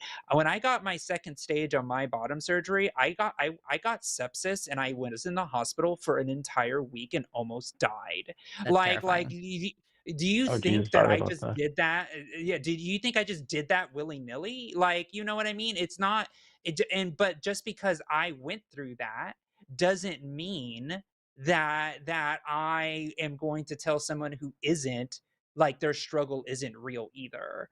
And No, so no, so it's not about it not being real. It's just about it being different. but they use It's a this they struggle use still. that Both of you struggle difference. in different ways, but it's just a but different but struggle. You know Daniel, what I mean? we can acknowledge that there's a different struggle. We can acknowledge that there's a different struggle, but we can also acknowledge that some people create that delineation so they can have more rights than the others. Right? It is incredibly dangerous when we have people who are like, oh, I did X number of things on the list, so therefore I'm one of the good ones that are assimilating into society, because that's usually how it's used in a lot of ways. Believe me, I've seen it. I've been called to the mean girl table, if metaphorically, where they're like, oh, Josie, you've gotten all your work done, come over here and sit with us and be a trans medicalist with us. And I'm like, fuck you, I am not you. We are not the same. And there's a lot of trans people that are out there who are trans medicalists that are just as destructive, if not more destructive, to the trans community, because they try to present themselves as the good difference, that there is good trans people and there's bad trans people. And that's how society sees it when we create those delineations. That's why we have to all be lumped in together, arm in arm, linked arm in arm, because I refuse to get my rights if Lux can't get theirs. Like I refuse. I refuse. I will not ever throw people like Lux under the bus because they use its pronouns. I'm sorry saying they that much. I'm a little heated. It's Sorry, slash Lux. they. It's It's it's both. Mhm. it's so sorry. Sorry. So Okay. when Lux demands to be its pronouns, I will stand in solidarity with Lux. If a non-binary person needs that support, I will stand in solidarity with them. If there is a trans woman that wants to be masculine and can't get hormones because of whatever reasons, either personal choice or medical reasons, I will stand with them in solidarity. That is what a community is supposed to do. And anybody that tries to divide that is on the wrong side of history. And that's how I look at it. And yes, it is that serious. But maybe if we all are kumbaya and everybody's super great and everybody loves trans people, maybe then we can create a delineation. But honestly, I really don't care what people think or what's in my pants. I really don't. And so for me, that's kind of how I view the world. And I'm just so saddened that there are trans people in our community that think we're lesser because we want to be lumped in together. And so sorry I got really heated there, Daniel. It's just the fact is, That's okay. I have seen very toxic trans people try to actively take the rights of my colleagues, my friends, my siblings, on the sake that, oh, I got my surgery, so therefore I'm better. So please accept me and send the other people to the other prison, please. Like I can't. I can't. I can't. And that's Well, why I have remind No, very me. strong I views agree. about this. I I think that's I want to know, Daniel. disgusting, Do and you know, Daniel? Have you ever heard of an organization called Mhm. the LGB Alliance? Yeah, I have. Okay, so basically, anytime a trans person says we need to create a distinction between dysphoric and non-dysphoric trans people, all I hear is, "Oh, well, I'm just gay. Those T-slurs aren't part of my community. I don't want anything to do with those freaks." Like, we're just creating in groups and out groups for no reason when society don't care. Society's gonna look at a butch lesbian and go, "You're a T-slur and also the D-slur, probably." Like, like Yeah. it's not a separate struggle just because, okay, one of these groups is defined by, being separated from society because of their sexual orientation strictly, and this group of people is being, rejected from society because of their innate gender identity and potentially sexual orientation as well. But like, just because they're like slightly different things that they're dealing with doesn't negate the fact that they're being rejected in society in the same ways for broadly the same reasons. And so this is where I'm like, why are we trying to create LGB without the T? Like, what's the point of that? What's the point of creating a dysphoric trans people group and a non-dysphoric trans people group? How can you tell who's dysphoric or non-dysphoric when there's countries where if you're non-binary, you simply can't get access to medical care? The NHS will just be like, nope, Yeah. unless you lie. So, like, I don't know. There's just a lot of problems with this, and I don't really see any utility that isn't ultimately just harmful. Yeah. I mean, what do you think about discussing the differences between those two groups within the trans community? Like, while being Yeah, respectful, I don't mean like people in like a very Bray White nuanced getting in a very inside there. I mean nuanced like private respectfully discussing conversation, and maybe. validating those differences. but, like, you have to engage with it carefully even in private, because cis people will see that we're having these conversations. I've seen, like, this is completely unrelated, but in chat recently, someone was like, "I'm cis, and I'm trying to understand what's the difference between gender void and genderqueer and bigender," and I was like, "Stop perceiving us. You don't need to know. You don't need to care about that." Yeah. Like, it's none of your business, But what literally. if they just So want to understand, though? What if they're why? curious about it It and they feels just want to invasive. understand so they I'm can saying, just I don't like an care. You can Google it on open-minded your own time. situation? You can Google it on your own time. That doesn't mean that I don't feel like it's any less invasive. Like that we in the see, this is what I mean, Daniel, is if I have a conversation about the nuances between dysphoric trans people and non-dysphoric trans people, cishets will see it and they will think that it's appropriate for them to ever, ever, ever talk about that. And I think that it's wildly inappropriate and you should never even think about that as a cis person. Please don't perceive us in that way. That's my opinion. I feel very strongly about this and it's a new feeling that I'm working through. So this is, but I'm like, It's why do you need to know this? It's because we are under scrutiny in every fucking aspect of our lives. And so even friendly curiosity feels like, no, I don't need you to come in here looking for more ammo or whatever. Like you're gonna learn it, and even if you're not like harmful, you're gonna repeat it later, and then some dickweed is gonna. This is like the entire thing about the anti-trans stuff right now is people seeing niche internet communities and blasting that tiny, tiny message out to a broad. Like, what was it that people used to say? Die cis scum was like a hashtag on Tumblr, oh and it gosh. was clearly I'm just not edgy. familiar. It was clearly just Yeah. edgy shit 15 years ago, but the fact that somebody saw it and then tried to mainstream it and say this is representative of trans people, like, just leave us alone, please. Please just leave us alone. Yeah. Yeah, Yeah. exactly. It's the same thing with like Trans Day of Violence, right? Where it's like trying to use the same letters of like Trans Day of Yeah. Visibility. Like it's like, Oh, it's Jesus. like they try to, put us under a microscope and then amplify the things of our community that is supposed to be for us. Like Daniel, do you identify as a man? Yeah, I do. Okay. So if somebody were to like say, like let's say you're with the boys, right? And you're having, conversations with the boys and then all of a Mhm. sudden there was a microphone in there and then all of a sudden like all women everywhere would be like, well, men, they all talk about this and bop bop bop bop bop and then they just completely just blow everything out of proportion on a conversation that you had with the boys and now it's all over the place. It's the same thing with the trans community. It's like we were just like having an inside joke. It was just we were just hanging out. Like it wasn't like serious. And but now Daniel, you're going to be slapped with this entire label, and you have no choice but to have to defend it now because everybody wants to understand why are men like that. Why are men so like this? Like, I just don't understand men. And I Me want to neither. understand men. I don't understand men and it's like why are men but the Yeah. thing is Daniel that's why when we get really frustrated when people come into our communities and start trying to pick it apart when they don't have the basic understanding of what it is to be that identity like and of course there's a lot of conversations in that it's very very nuanced but again, people try to focus in on these little distinctions and say, oh, this is what transness is. And it's like, no, that's not what transness is. It's just like, I can't just pinpoint your manhood and say, this is what your manhood is. Like, and I think that's why the world is becoming so toxic is like, we have to understand each other before we can treat each other with respect.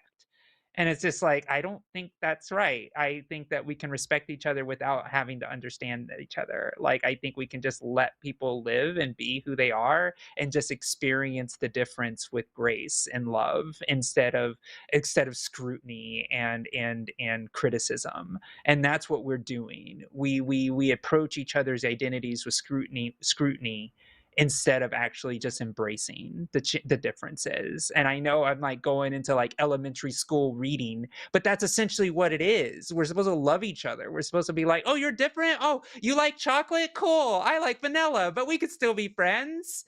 Like Yeah. that's what we have to get back to, but we we No, no, we I we're agree so with you. I think that's a beautiful thing. I just have a yeah, follow-up question, if you don't mind. sure. Um, Do you see the useful? I know. I honestly, first off, like I appreciate you two being in the spotlight because I know this is like a really hard thing to do with what you've been going through in your life.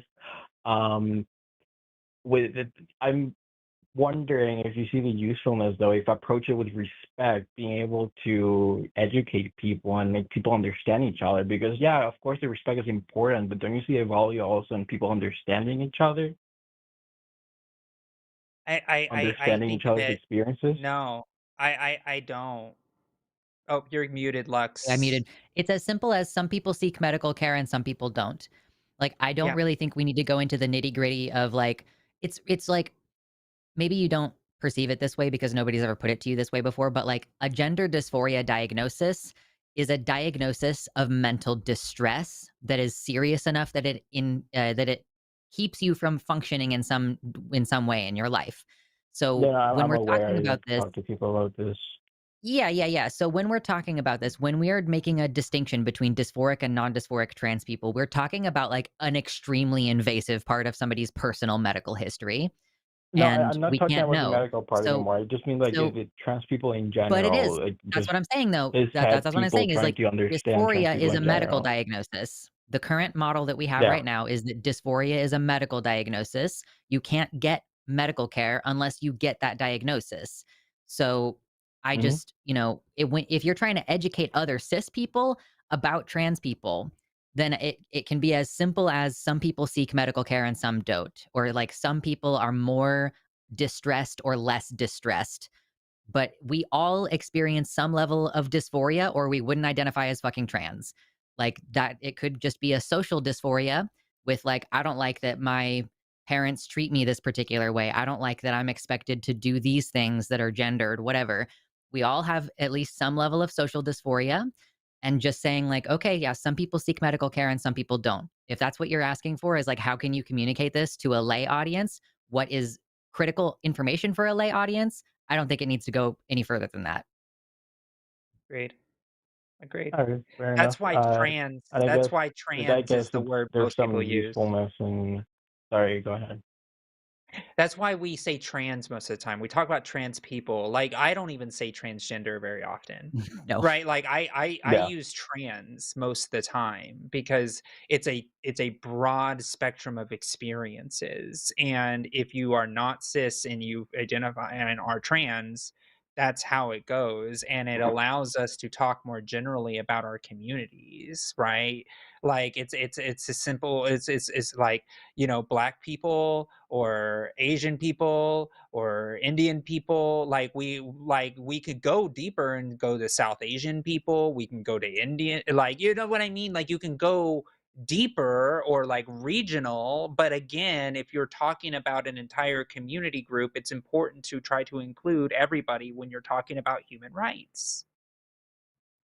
Yeah.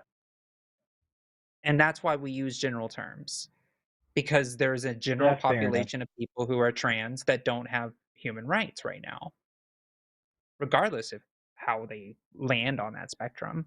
But anyways, Daniel, I really do appreciate Uh, your yeah. questioning. I think it was a very Mhm. helpful conversation. I think a lot of people in the audience really appreciated having this conversation because it is a more nuanced conversation about our community. Yeah, no, because all I And hear in this show is the same two fucking idiots calling saying, "Oh, it's basic biology. You're XX, you're a yeah, woman, Yeah. XY, you're a man." It's like it gets tiring. It gets really tiring, it does.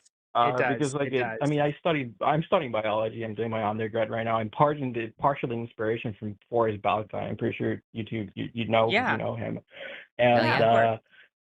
listen, I was gonna say something, but I think it's just slipping out of my mind. Well, yeah, can I ask you something that like a side thought, I guess? Very quick because Last we've been on one. this I call know for it's a been going long on for a time. while. Yeah, I'm so Yeah. sorry. Yeah. It's What do okay. you think about trans people that they just want to live their lives as like let's say a binary trans person just want to live their life as a woman, right?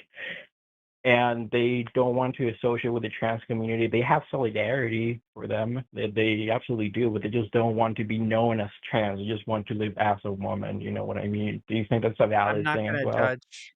I'm not gonna judge anybody that chooses to live their lives and the reason that they live their lives. They're not hurting anybody. They're not trying to say people who call themselves or trans are wrong. I think once you cross that line, that's when I think things get a little bit iffy. But if somebody wants to go stealth, then more power to them. Like I'm not here to demand that every trans person put a sign on their forehead that says I'm trans, especially in this day and age in this It's not climate. safe. Yeah. Yeah, for some people, and I'm okay with it, you know, more power to you, queen. If you wanna do that, then do that. Hmm. But it can be a very scary, lonely place though, and some people choose to do that. If they can make it, then good for them, and that's how it is, but I have no ill will toward anybody that doesn't wanna hold the trans label. Yeah, fair enough. And just one last thing, absolute last thing. I remember what I was going Oh to my say gosh. before. Um, Uh-huh. do you see the usefulness also in educating the general population about like the scientific reasons why a person may be trans? Because like obviously conservatives are not precisely the smartest people out there, right? So they just think it's all delusions. They think it's nonsense. Do you see the usefulness in educating people about the real reasons behind a person usually being trans? Like they're usually it's an intersex thing, correct? Like there's areas in the brain No. that differ from the regular threshold. There's a threshold, of course, between like We the don't areas of the have brain that enough are certain research size to in really men and confidently women. say. And So I sorry, don't tend to go that direction because we don't have enough data, and we wouldn't necessarily want there to need to be a physical proof. We're not like looking for physical proof that people are trans, because then that just creates a new right, situation where you have to prove that you have that thing, and then they're going to Yeah. try to lobotomize it out of your brain. So there's not really a Yeah. lot of utility in that. My argumentation nowadays, you saw the title of the stream. It's about my freedom to express myself and do that without being discriminated against. It's my freedom to access the medical care that I can pay for. Um, like that is the argumentation that I take nowadays, and I think that that works because a lot of conservative types, frankly, have a real mind my own business attitude, and everybody should mind their own yeah. damn business kind of attitude. That's the way that Like we got in everybody, about you gay can mind your marriage. own business as long as you're a Christian white person. Well, Well, I you mean, know, and I think people's minds were changed even about gay people. Like, I don't give a shit what people that's do in right. their own bedroom. Stop harassing people. Yeah, Like, you mind your own damn business. I do think that that's a strong American culture.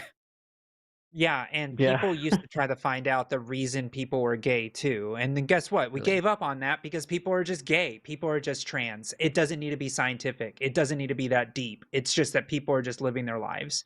And Yeah, I yeah, think the we don't need important to have a thing is for people to understand that it's not reversible. It's not something that you can just switch off and on. I think that's the yeah, it's biggest just people like you have to the biggest thing you have to make people understand. yeah, it's just a way a person is. There's nothing you can do about it. If I change my mind, then that's my God-given right to detransition. Yep. Yep. Like, Yep. I don't know. All right. Well, I thank you so much, Daniel, and thank you for being a part of this heated debate. It was really great, and I appreciate your question. Hmm. And I hope you have a great rest of your day. Yeah. Yeah. Great talk. Thank you. Take care. Thank you. Bye, Bye. Daniel. Okay. I got maybe spicier than he needed me to be, but that's okay. And I did the same thing. I did the same thing. I felt like I was going really hard there, because I was just like I just get really annoyed by the mean girls, and when I think of like the Brianna Woos and the Blair Whites Girl. of the world. It's just Yes. it's like those are the people who are mad at non-binary people for being non-binary. It's like how dare you? How dare you? It's like yeah. Yeah. And and look, Brianna Woo's given me a phone call before. We've talked on the phone before early in my Oh, wow. transition, and I'm not kidding that I was literally called to the mean girl table, okay? And I refuse to sit. I refuse to sit at that table. I will wear pink any day I want. Oh, that's too funny. Someone in chat was like, "It's too bad that, can we change the national motto in America to 'Mind your damn business'? Like, I please. know. Let's just make that the official policy." Yeah, yeah, no For all these kidding. social things. So it's about halfway through the show now. Are we feeling like we should cap the lines soon, or what are we feeling about that? I see we I just think got so. I somebody in think the that's calling right. queue. let's keep the person in the queue and let's just get through these that are left. Okay. If Arden wants to override me, she can. I was just bringing it to everybody's attention just in case we, Arden need will to. I override you second no this matter what you decision. think. No, this is a good decision. I was actually about to do the same thing anyway, so good instinct. Cool. Psychic. We're sharing the brain cell today. Yeah. As far as I'm concerned, we can just take these in order. Does that sound good to you? Yeah, that sounds fine. Perfect. Okay, we are going to talk to Dylan, she, her pronouns from Tennessee, or Tiny Nipples. God, fucking Forest has poisoned my brain. You're live on the Forrest. line with Luxander and Josie. How's it going, Dylan? I'm doing awesome. I just wanted to say I got a lot of use out of that last conversation for myself because, quite honestly, I need to be better too. That's something as Yeah. a trans woman for a year now, I've had this kind of, I guess at first, really like this idea of I needed to be a pick me to fit in. And I've really seen how that's been more harmful. And I think it leads into what I wanted to talk to about my non binary friend as well. Perfect. Great. Lay it on us. So, basically, I've heard you say this, Lux, and I really, really agree with this. And I've taken it to heart. But you said I don't have to understand to be respectful. That's something that I've really Totally. tried with my non-binary friend. But I do want to. I have that respect, first of all, and this comes from no place of hate at all. I just want to like understand better how non-binary people, or even someone who's like agender, relates to how we think of gender, since gender is kind of inherently linked to sex in a way, like it's part of how gender is defined in a way. In a loose way, it's very like nebulous. So I'm trying to like make more sense of that identity and be able to understand it. Sure. Is there anything in particular that you wanted to hammer in on? Well, I guess just understanding gender in general. Like I've listened to a lot of y'all on here and other shows on the line, but I feel like gender is always something that becomes nebulous the more you talk about it. Um, because it has like so many aspects of personality, but it's also related to sex. There's like a biological component, but not always. And so I guess I want to understand just where non-binary people and even people who don't claim a gender, like agender people, would fall in that paradigm, given gender is sort of a sex concept in a way. Does that make sense? Kind of hard to articulate. Yeah, I mean, I identify as both non-binary and agender. So for me, I guess for a long time, I used to describe myself as genderqueer instead of agender, because I still understood myself as having some kind of gender identity, and now I don't really think I do. And yeah, I mean, I, it's awkward because there's no social role to transition into. So that's like a difficulty you kind of have to deal with. I think something that has helped me in my, fitting in with the rest of the community and understanding my struggle with the rest of the community's struggle is like we all are fundamentally feeling alienated from our assigned sex at birth and our assigned gender at birth. Hmm. So, you know, I did when I first realized that I was trans, I thought that I was the opposite because I didn't know that non-binary existed. Didn't know that that was an option. So I tried to do that and was also uncomfortable. And I was like, shit, what now? And then you learn about non binary identity and you're like, okay, cool. Now this makes sense. And then I think that there's a similar feeling to if you're binary trans, where you're like, okay, well, now I know that I'm the opposite. And now let me try to find out what kind of that I am. Like, if you're a woman, then you're like, Absolutely. what kind of woman am I going to be? Am I the pretty skirts kind or am I the working on cars type? And so for me, once I accepted that I was non-binary, that's when I'm like, okay, now we can ask questions like, do we want to wear makeup or do we want to do this or that? And like coming from a perspective of like, I know that I'm non-binary, and as a non-binary person, all of these things are kind of in my toolbox. Like all of these things are acceptable for me to use. And then like, because there's less of an expectation, right? If you're trying to be a woman, then there's like certain difficulties if you want to be the kind of woman who Mhm. works on cars. So that's kind of, I guess, some ways in which I feel like our struggles are relatable to one another. That like I identify as non-binary because I tried both and they both kind of made me feel a little bit gross. And now that I know I'm non-binary, I feel a lot more comfortable and I feel like I can experiment and carve out that sort of social space for myself, and it's been like 15 years, and I'm pretty comfortable now, so that's good. Yeah, that's really good to hear as well. Like my friend has come out somewhat recently in the last few months, and I have kind of grown to see that shared struggle as well, that shared experience, even though it's a little bit different since I'm binary trans woman Mhm. and they're non-binary. But I've definitely grown to see that more for sure. Um, but really, like, I guess I'm trying to understand what is gender just like an inherent part of human personality, I guess. Like that everyone has a gender and it's on a spectrum, but they're both related to male and female ways of being. Or is it just like a completely different thing, is what we're starting to realize with all these kind of new ways of thinking about gender, like all these other different Yeah. genders that are kind of in the non binary space? I'm having trouble So articulating this. I Did y'all kind of get what I'm saying? no, I Yeah. understand. And Dylan, you said you've been transitioning for about a year. Is that what you said? Yeah, a little over a year, yes. Hmm. Okay, okay. Yeah. Again, it's one of those things as you spend more time in the community and once you become more in line with your own sense of self, I think a lot of this becomes more clear. I think there's still a lot in that space and just to let you know, like there's a lot of people who interpret gender as relation or non-binary in relation to the male and female binary, and it's Hmm. a shortcut that is not correct.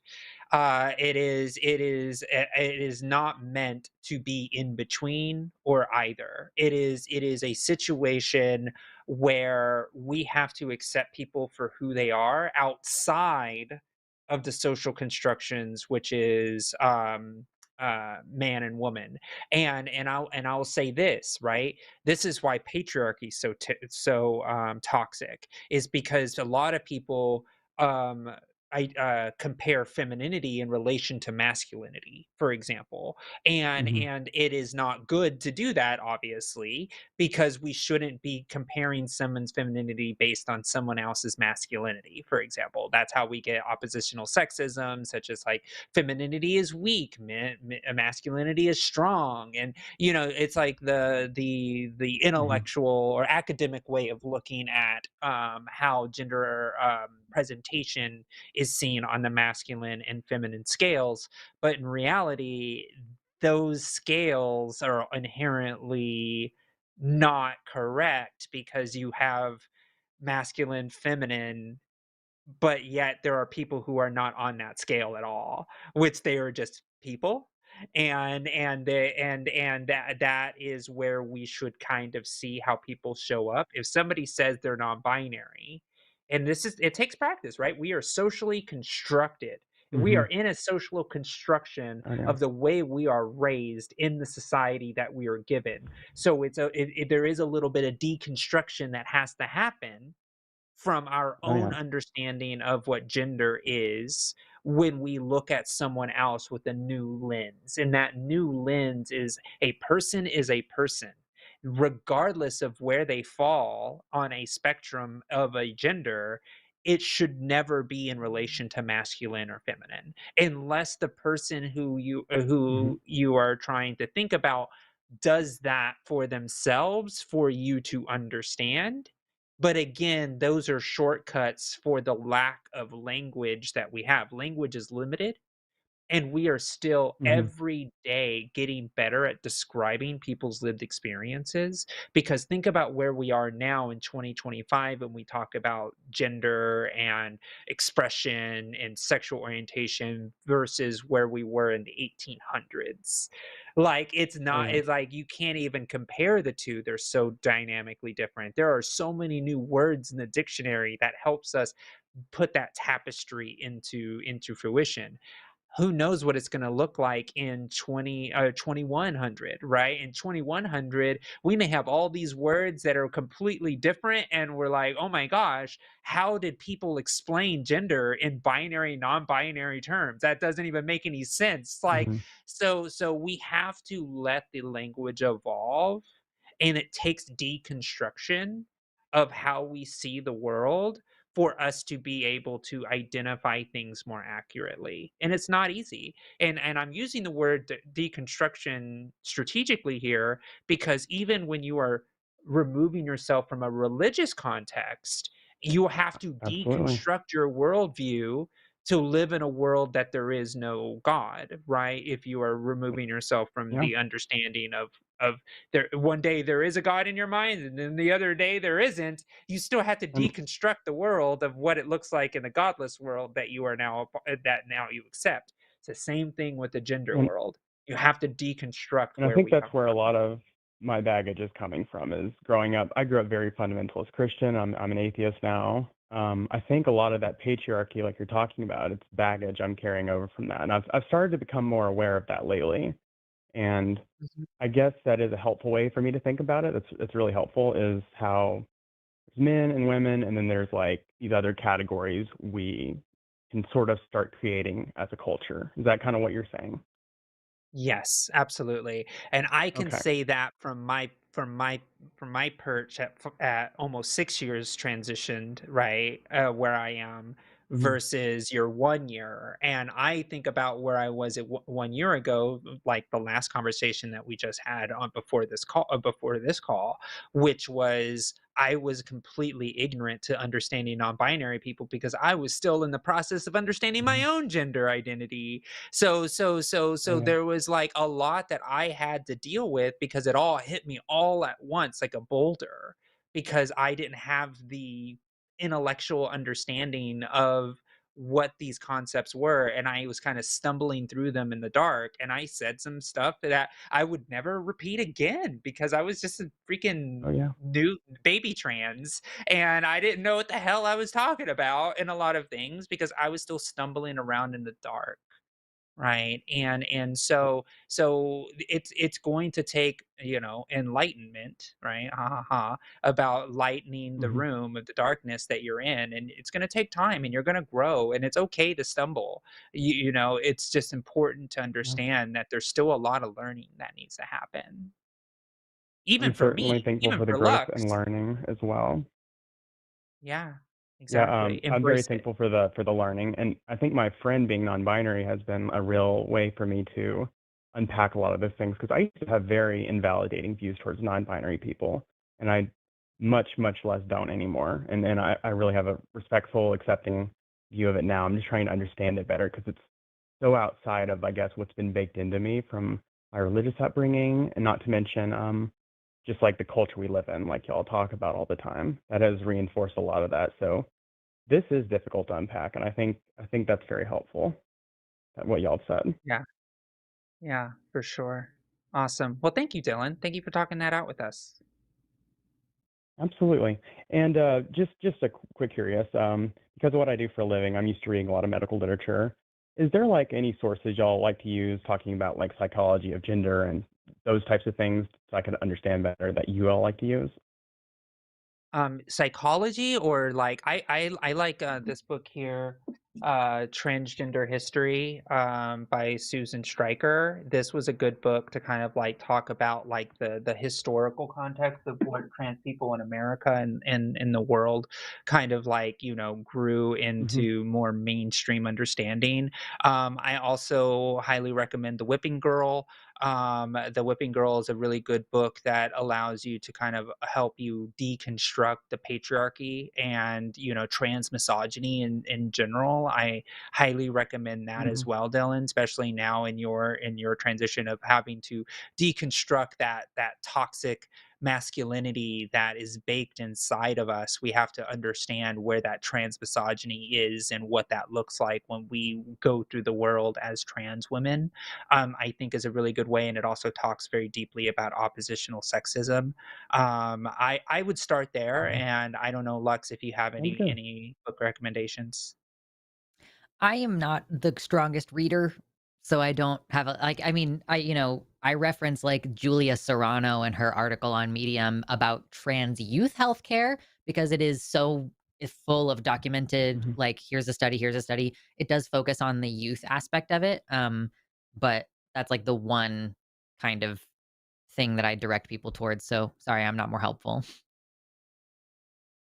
That's all right. Well, thank y'all so much. I've watched a lot of the line, both like the religion stuff and the trans stuff that y'all do, and it's really given me a lot of tools to have better conversations with people I know, including my family.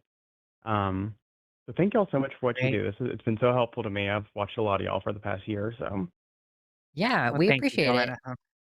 We And if you have do. any more Definitely questions, you're appreciate it. welcome to call back. I don't think we're doing TACIS next week because it's Thornk Garving, No. but in December, mhm. sometime if you have any more questions, we will be here. Sounds good. Also, Thank makeup's you. looking great today, y'all. Oh, Thank you thank so you. much. Appreciate you. Thank you. Later, Dylan. Have a good day. All right. Thanks. What did you call Thanksgiving? I said Thonk Garving. I don't know. It's what is I on our thought you line like schedule. it's like, did you have like a stroke? Like, like Jimmy put on our schedule for next week Thonk Gorving, Thonk Scorving. that's So that's true. kind of just stuck in my head Thanksgiving. now. Yeah, yeah, yeah. It's Thonk Gorving next week. I get to do Friendsgiving. I'm excited. Get to have Yay! we convinced one of our friends to move from Kansas up here recently. So that's very exciting to me. I'm working on it. Oh, that's great. We're Yeah. gonna just slowly migrate everybody to the coasts. Basically, I've got Yeah. West Coast, you've got East Coast. We're gonna Yep. have it covered. Happy. Happy to do it. Yes. Before we move on to our next caller, I realized that I have not yet told you about the schedule or any of the cool stuff coming up or anything like that. So, speaking of it being Thonk Gorving next week, Thursdays we don't have anything on Friday or Saturday this week. Sometimes we do, but we don't have anything as far as I know scheduled for those days this week. We've been doing lots of Friday and Saturday shows though, so make sure you keep your notification bell rang for those notifications. On Sunday, we're going to have Matt Dillahunty and Owen Morgan on the afternoon show. And then later that evening, it's going to be Forrest and John Gleason. You'll get another recap, another reprise. Yes, that's the word I was looking for. You'll get a reprise of John Gleason on Monday night Skeptalk with Paul Ogia. On Tuesday, you'll have Erica and Taylor because the recently enfianced Alyssa is going on yet another vacation, so she will not be here on Tuesday. And then the hang up next week, you've got Matt Dillahunty with Jim Barrows, who I don't know who that is, but y'all love Matt, so you'll be there. And then I'll tell you what the schedule is for December when we have it. Also, this weekend, if you didn't know, is LineCon Online, brought to you by The Line, or whatever the fuck Jimmy wants to call that. It's our little private convention kind of thing. It's really short, but if you join our Patreon at patreon.com/calltheline for $15, you basically get a ticket every month to our LineCon that we do once a month. We're doing 2 this month because we had to skip last month due to the SSA fundraiser. But this week, we have Seth Andrews talking about Jefferson's Jesus. We've got Austin Archer on When Grievances Lead to Deconstruction. And then me, How Disability Will Radicalize You. I need to work on that more. Anyway, that's going to be this weekend. $15 if you want to see it live. And there's a Q&A for 1 hour afterwards. So each of us is giving a 20-minute talk, and then we will stick around for about an hour afterwards to answer your questions. If you want to see the video on demand afterwards, that's $5 on our Patreon. And then it'll go public. The talks will all be public in like 3 months or something. So you'll see it eventually. But if you want to be there, exclusive live content, be able to ask your questions directly, be there or be square. Anyway, It's true. next call, I guess. Yeah. When are you Yeah. going to be on LineCon? Have you done it yet or? I know, and I was just thinking about it. I was like, yes, I need to do it. I will do it. I promise I will do it. It's just campaign schedules eating my lunch. And I will say that yeah. I will say that donate to the campaign. Please do it. November is a hard month of raising money, so every donation that you give makes me happy and makes me stress out less. So a less stressed Josie is a happy Josie, and the more money I raise, the more chances I get to be on LineCon because I'm not trying to raise money to try all the time. Exactly. Are you doing a lot of phone banking right now? Because I feel like you're getting really good at ending phone conversations. You're like, Oh I've decided yes, it's time to end this conversation. yes. I've been doing That's awesome. hours and hours, hundreds of calls. Yes, I'm sure it's grueling, but hopefully rewarding work. I actually Yeah. like it. I actually got a voicemail from one of my representatives recently, and I was like, oh shit, that's kind of nice. Like, I don't think anybody ever bothered to call me when I lived in Kansas. They were like, whatever, No. you're gonna vote for the Democrat no matter what. So nobody ever did any outreach. Um, Yeah. but now I get calls, so that's kind of That's cool. great. That's great. Yeah. We still have more calls on the line. We've Yes, got we 4 more do. people, and then we've got super chats, so don't forget to get your super chats in. Oh my god, we're gonna have to speed through this if we only have, like, 35 minutes left before we probably need to switch gears into super chats. So, let's get started with Ellie, she, they pronouns from Florida. You are live on the line with Luxander and Josie. What's up? What do you wanna talk about, Ellie? Oh my gosh. Hey, I only have a few minutes. So first thing, I just wanted to say, sending love and comfort for today's Trans Day of Remembrance. Yes, I thank wanted you. to ask y'all for some advice on sitting down, having constructive but oppositional conversations. And basically, the quick background behind that is I'm trying to sit down with people and challenge myths, misconceptions about trans and gender nonconforming people. And furthermore, I'd love any research, shareable PDFs, or solid stats to, bring to those conversations to help me, with my lived experience.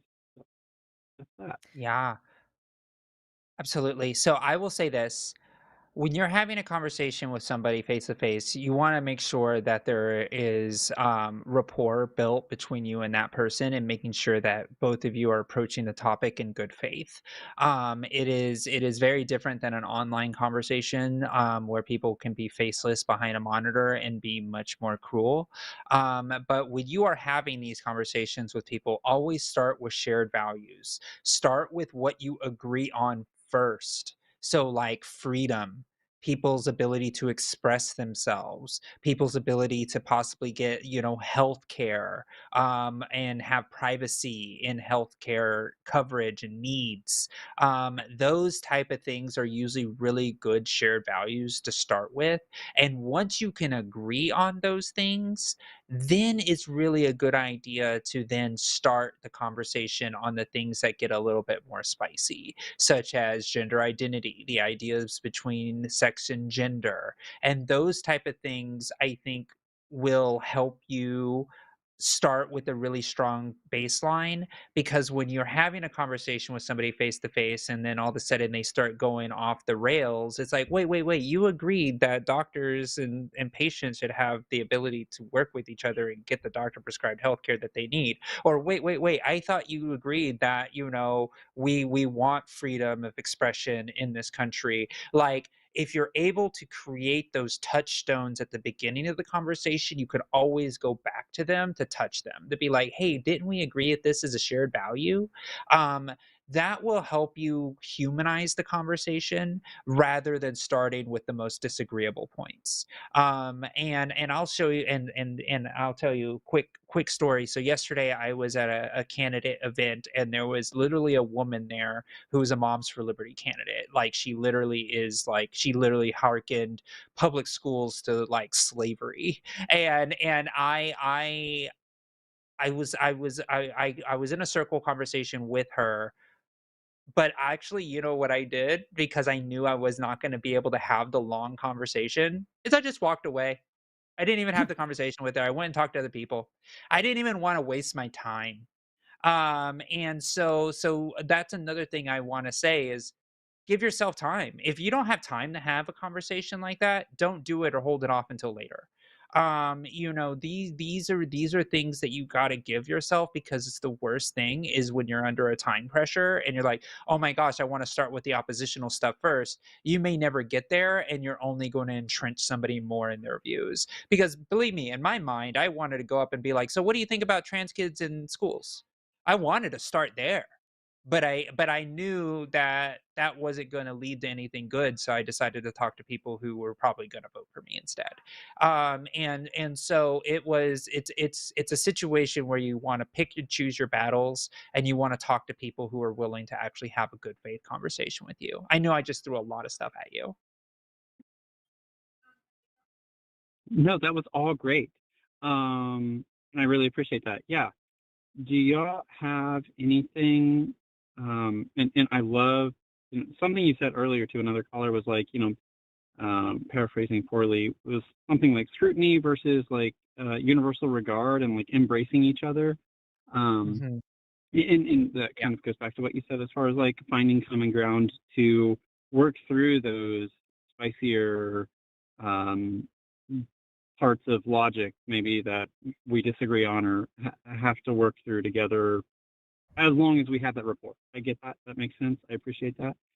And I'm sorry, I'm trying to speak quickly because I only have like a minute. So sorry. But do y'all have any like no, it's okay.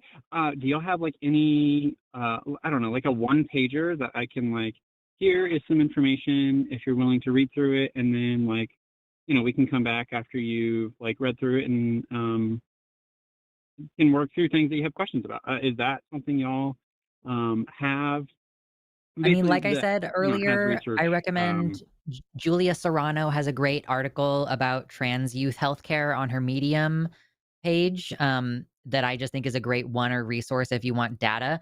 I also am going to say disabuse yourself of the notion that anybody is going to be convinced by facts and data. People who are like this are not convinced by facts and data. The most important things that I can confer to you about how to deal with confrontational people is to learn emotion regulation skills for yourself so that you don't get dysregulated in that situation. Use a lot of validating language. When the person says something to you, say something like, I hear you, I hear where you're coming from, or like anybody would be upset in that situation. Like validation and trying to view it from their perspective as much as possible and speak to that perspective directly. And like finding that common ground rather than like throwing facts and data at people, because that just bounces off as far as I can tell. Yeah, thank Yep. you. And then, okay, one really quick random question, maybe not so random, but have either of you studied Bayesian statistics and more specifically psychopathology network analysis? I know that's like hyper specific. I know about Bayesian And theory, but I haven't statistics. looked into it very closely. Let's Okay. see. Yeah, Josie's I'm looking it up. sorry. I know. No, I haven't. This is really interesting, but now my interest is perked. I'm going to probably study it now. Thank you for putting another thing in my brain. So I'll take a look. I don't know. Absolutely. I'm so glad that I could, bring up, an opportunity for y'all to learn too. I really appreciate y'all. Thank you for all that you do. I gotta go. Love y'all. Bye. Thank Thanks, you. Ellie. Love you. Bye. Bye. Efficiency. Yes, Just yes. getting through them. With that said, let's just keep it on rolling. Let's keep the momentum up. Let's go to Sponges, she, her pronouns from Illinois. Sponges, you are live on the line with Luxander and Josie. How's it going? Can you hear me? Yes. Yes. Okay. I am extremely nervous. It's my No first No worries. time calling worries. It's in. great. I wanted to talk about something which I'm pretty sure you both agree with, but I think it's a problem for a lot of allies, and that's like every like transphobic law and like talking point is you I feel like some allies think there's some weight to some of it, and then when you actually look into it, all it is transphobia. Yeah. You get what Yeah. I'm saying? I feel like every single time people are like, OMG, trans women in sports. And then the immediate next thing that they say is, well, men have tested to be this, that, or the other. And I'm like, excuse me, did you fucking hear yourself right now? Like, you just said Yeah, and trans like, women, and then you said men as though those groups are the same when they're not. So yeah, and it does seem dishonest to like me. going into sports, like they say it's about fairness, but Mhm. like I'm a super out of shape, like bad at every sport. Like if you take me, you can find a cis person who's comparable to my like level. like I feel like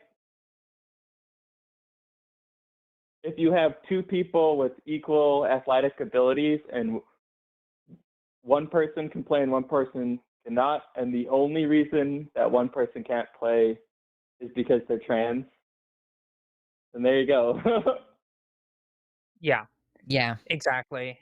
And a lot of times, like, when we are looking at this particular topic, um, they usually try to go to, like, the most extreme examples, like the highest elite sports and, like, these very, very niche examples, but they're not talking about the Mhm. fact that there's, a high school girl that just wants to play with her friends, like, and want to play soccer with her friends or volleyball or whatever. It's like they don't start with the value of every kid should have opportunity to play sports with their friends, and Yeah. and the fact is they're trying to politicize something that never needed to be politicized. And again, it really comes down to um the idea of transphobia is the root, but it also is about exerting massive amount of governmental control over people. Mhm. And so it's the idea of, it's the march of fascism and authoritarians. When you're able to marginalize someone out of existence, that is the highest level of power that the government can actually have, and the largest size a government can actually be. It's like if we had, government coming in every school, every rural school in the smallest portions of like some county somewhere, and but the government is still there trying to regulate what school sports a kid can play on. It's like that is the scary, scary governmental system. And it is a situation where those levers now, of course, they use the transphobia as the whistle to get them to get the power, but really it's about getting the power for the people in power, in Mhm. control, and using those very marginalized populations as a scapegoat so they can continue to deport people, blow up boats in Venezuela, destroy our economy, give kickbacks to foreign authoritarian leaders, enrich themselves, and then scream, "But the trans kids in the sports," and it's like that. It's a tale as old as time. We've seen it from almost every single fascist regime that existed in the country, but it is using people's fear of another to exert and control power over the masses of people. I know I'm going way into like political science right Yeah. now, but again, I don't see their attacks on trans people as genuine. It is a tool for their own means, and because they really don't care. If these people that were Yeah. super wealthy and super in power, if their kids were trans, they would be like, yeah, their kids are trans, whatever. I don't give a care. Right? It's like I don't care. It's like no, I'm gonna villainize the other trans kids because the other trans kids are not my kids. Right? And it really is like that. It really is. It's very scary. I don't know if I really went Yeah. off topic there. I'm sorry if I did. I I mean, just get really hey, frustrated by it. well, I mean, it's Oh, I are don't you know. still there? I'm losing my train of thought Oh, too. Yeah. Mhm. no, it's fine. I sometimes do that. I get really political all of a sudden, but essentially, and that's the unfortunate problem is that the sports issues and the bathroom issues have always been political, right? Mhm. That's how it really Mhm. always has been. Like since North Carolina tried to pass their first bathroom ban back in 2016, right? Like it was when the government started stepping into this problem is when other people around the country started to pay attention. And like if Yeah. North Carolina never did that, like maybe it would have taken longer for the anti-trans, craze to happen. But just like they've been screaming, they scream DEI, just like they used to scream, CRT, and before it was there's always a thing that they want to distract people with so they can exert more power over another. And it's just unfortunate that trans people are the flavor of the week, but it seems like it's not working as well anymore. So I'm prepared to hear another group that is going to be targeted soon, I'm sure. They're gonna wring it dry for all it's worth. Mhm. Mhm. But yeah, and I do think it's unfortunate, just as I guess, a kind of closing note, that the anti-trans sports thing especially is like this is like the useful idiot way in to buying into a lot more transphobia. Because you can trick people. You can be like, well, any reasonable person can see that men and women should not be playing sports against each other, babe. And then you have like idiots who don't know anything about sports or trans people or sexual dimorphism in general, who are like, yeah, they're going to double down and commit to this idea and not examine any of that critically, not examine like, sorry, why is there a different shooting competition for women versus men when that's Yeah. like that has Yeah. nothing to do with physical prowess and stuff like that. Like nobody is willing to examine any of those things, which is why it's such an easy way to get your foot in the door and just like wedge in and then take that inch and then take the extra mile away from it too. I truly do think the sports conversation is like how we've duped a bunch of otherwise well-meaning but completely ignorant people to now be Yeah. anti-trans. Absolutely. I Yeah. mean, they even say that trans women have a biological advantage in beauty contests now. Like, it's gotten Really? so effective. Yeah, Unless absolutely. there are rules against the cis women getting facial surgery or something or boob jobs, unless there are Mhm. rules against that, then there cannot possibly be an advantage for trans women. That's crazy. Yeah, yeah. So, That that they're gonna do everything. that also kind of brings me like because if a law was going to restrict trans people from playing, the- like just the trans people with uh like advantages, that would still be a transphobic law because if you are afraid of fairness and afraid of people with biological advantages, you would ban people with biological advantages. You wouldn't ban You would ban all someone sports. based on this other Strip trait. Michael Yeah, Phelps of his medals, not because he tested positive for weed, but because he's a freak. yeah, He doesn't make Yeah. enough lactic acid. Yeah, and it has long arms, longer than his legs. Like, it's just, yeah. it is a silly, it's a fruitless exercise to try to eliminate all senses of unfairness in sports. Sports are inherently unfair.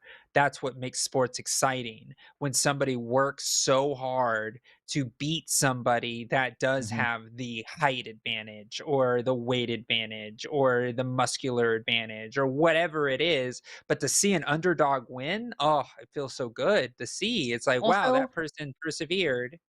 it's like, let's see what these freaks can do, you know? Let's Yeah. see, like, because Yeah. they're all kind of abnormal in that way, where we're like, Yeah. wow, I didn't know that human beings could run that fast. Look at this person who Yeah. is pushing the boundary. You know, it's not like we're not saying it's unfair that somebody who's like 5'3" can't run as fast as Usain Bolt. Like that's just the nature of sporting Yeah. events, and that's the nature of the game. Is trying to see like let's push it to the extreme. Wasn't it in Futurama where they were like in Blurns Ball? You can take all the drugs and steroids you want because it's like let's fucking see like let's see what Yeah. extremes we can get to with this. I'm not saying let's do that. That's a joke. But you get my meaning. Yeah, Yeah. for And sports sure. are made up.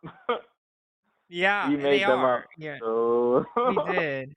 We Yes, did. so true. And we just need to let people play them. Like, I'm not a sports gay. I'm yeah. really not. Like, Yeah. but I'm totally fine. I have a friend who moved to New Zealand, and she is a semi-pro softball player. She's a trans woman, and she's freaking badass. Like, and she's like older than me, Yeah. and she's like out there crushing it. And it's like, but she's playing on a team full of other women, and she's a trans woman, but she's shorter than I am, and she can freaking run faster, throw a ball harder, like that. It's like, I just like, damn girl, that's freaking badass, and I love her for it. And guess what? New Zealand, they do not care. They do not care. They just want to see good softball, and the better the players, the better the game, and that's how they look at it. So it's just a really silly thing. It's just a really silly thing. But yeah, Yeah, and awesome. it's always too with these sports fans. It's like it's it's always at a school, and there's always just like one trans person, so it's like a direct attack on a person. Yeah. Yeah.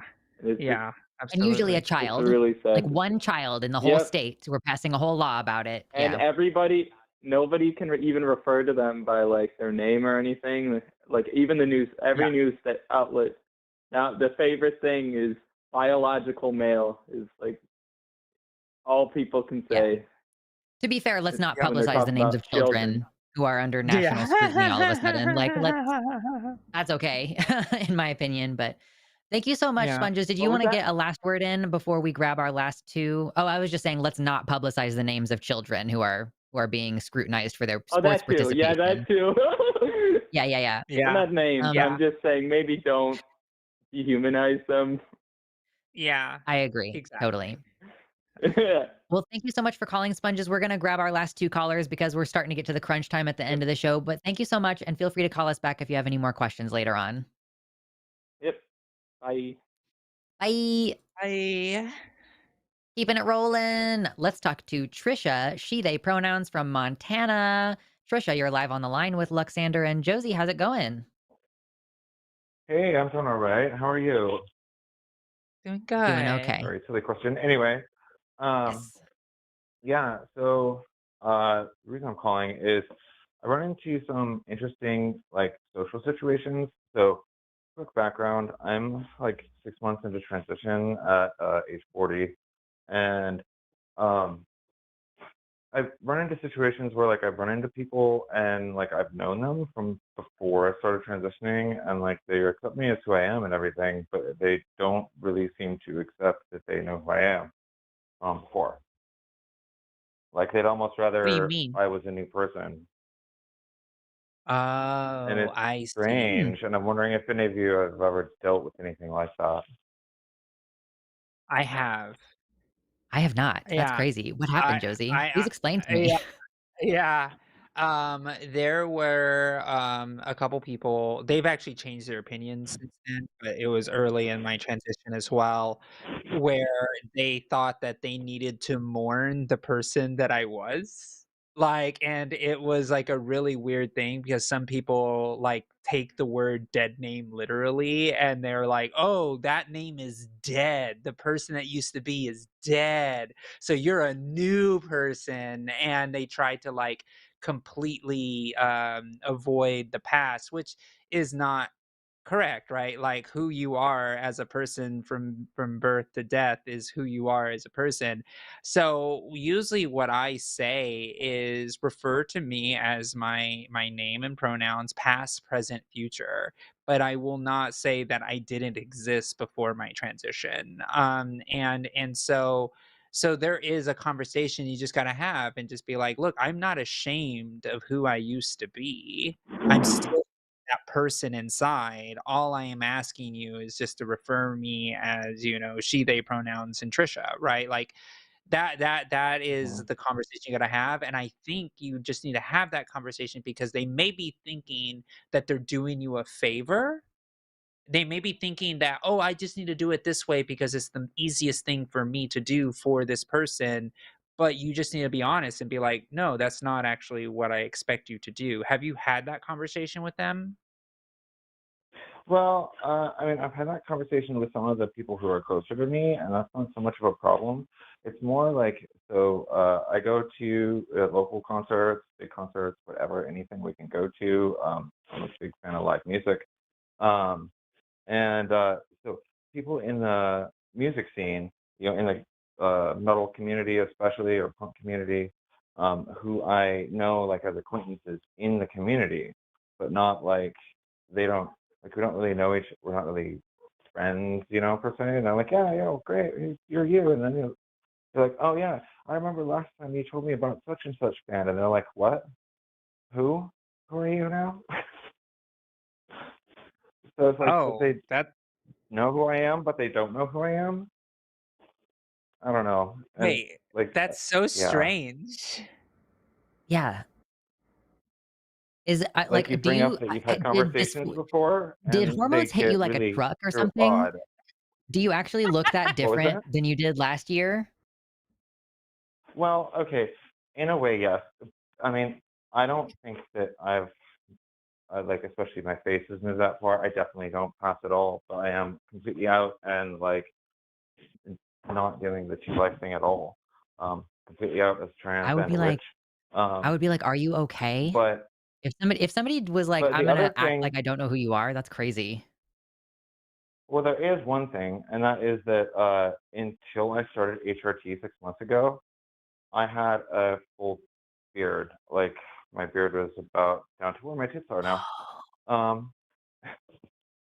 They and might not actually know Oh. who you are then. They might genuinely not have connected the dots. but I'm with my wife They of might just 16 think that years. you're some Still, lady friend or some I don't they like and they I people guess. are like, "It's impolite to pry." Like, so if your wife is kissing on you and they think that she's married to a man, they might just be like, "Girl, I don't know what I'm not looking." That's so strange. I would love it if you would, like, report back after, like, having a direct conversation with somebody about this and be like, "Do you know that we met last year and I had a beard? Are you okay?" And if they don't know, if they don't remember, be like, "Are you okay?" Because that's either, like, people are having some issues with their memories or, like, I don't know, early onset dementia or gaslighting or something. I don't know what's happening, but that's crazy. Trisha, this is a very real thing. Okay, so the way that I'm thinking about it is, and I say this all the time, that most people just don't pay attention, and they're just like walking through the world, and they are just like looking at people's like clothing and expressions and like identifiable markers like a beard, and then all of a sudden, like those things change, and they're like, oh, this person's a new person, and it's like it's kind of real. So I went to a funeral for a family member years ago, and my uncles, I have 8 uncles. I have a lot of uncles, or actually I have 9 uncles technically. And but on that side of the family, I have 8 uncles. 3 of them didn't know who I was. And I was only a year and a half into my transition. So it wasn't like I was super like in my mind different, but you'll be surprised. Your perception of what you look like in a mirror is very much more accurate than what other people that don't see you as often are.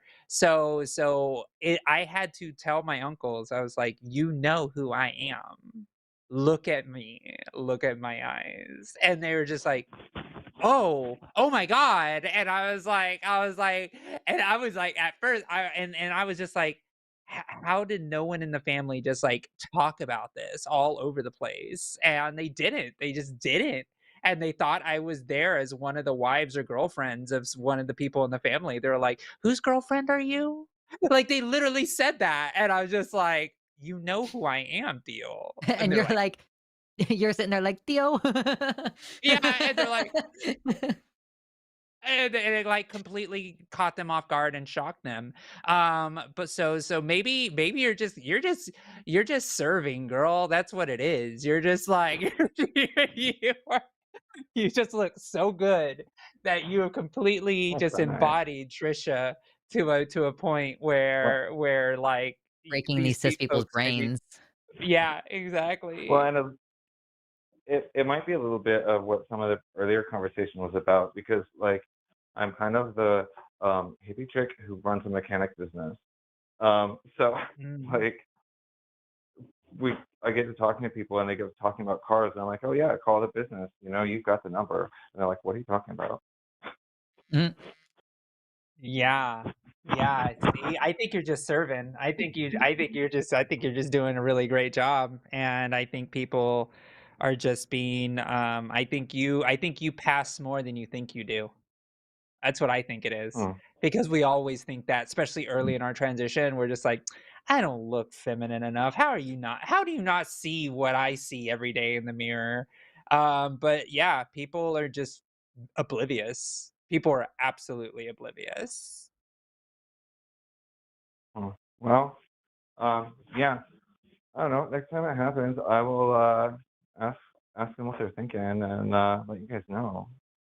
Yeah, we appreciate it. Yeah. Well, Trisha, we've got one Yeah. last caller we're going to try to get to before super chats. So thank you so much for calling. Please let us know. I'm entranced I'm by this saga I now. I need to yeah. know what conversation occurs. But thank you so much. We appreciate you, and we hope to hear back from you soon. Awesome. Have a great day. You too. Bye bye. Okay, we got one caller left. We're going to try to get through this in the next 6 to 8 minutes or so. And then we've got some super chats. Don't forget to get your votes in, y'all. The hashtag Team Lux or hashtag Team Josie in your $5 plus super chats. We will read them, and your vote will go toward whoever you vote for. And then the loser who gets the fewest votes has to do the silly punishment, which it looks like the silly punishment today is defending the position that HRT is queer alchemy. I agree, Arden, that transphobia as a Schedule 1 drug was a strong contender, but the thing is that if you had put that first, that might have won, but HRT is queer alchemy is good, and it's the first answer. I was almost reflexively like, click, but they're all very That's strong understandable. contenders today. I'm just saying, make Tops confident again is more to me. Like, I'm just like, please, can we just There's a have that? there's a Like, problem. it's not a controversial topic. It's just a hope of mine. All you bottoms out here. All right, let's take our last call for the day. We've got Lori, she, her pronouns from West Virginia, who's our last caller for today. You are live on the line with Luxander and Josie. What's up, Lori? Hi, how you guys doing? Nice to meet you, Lux. Nice to talk to you again, Josie. I'll talk fast. I'm originally from New Jersey, so I can talk really fast. I just All want right. statistics.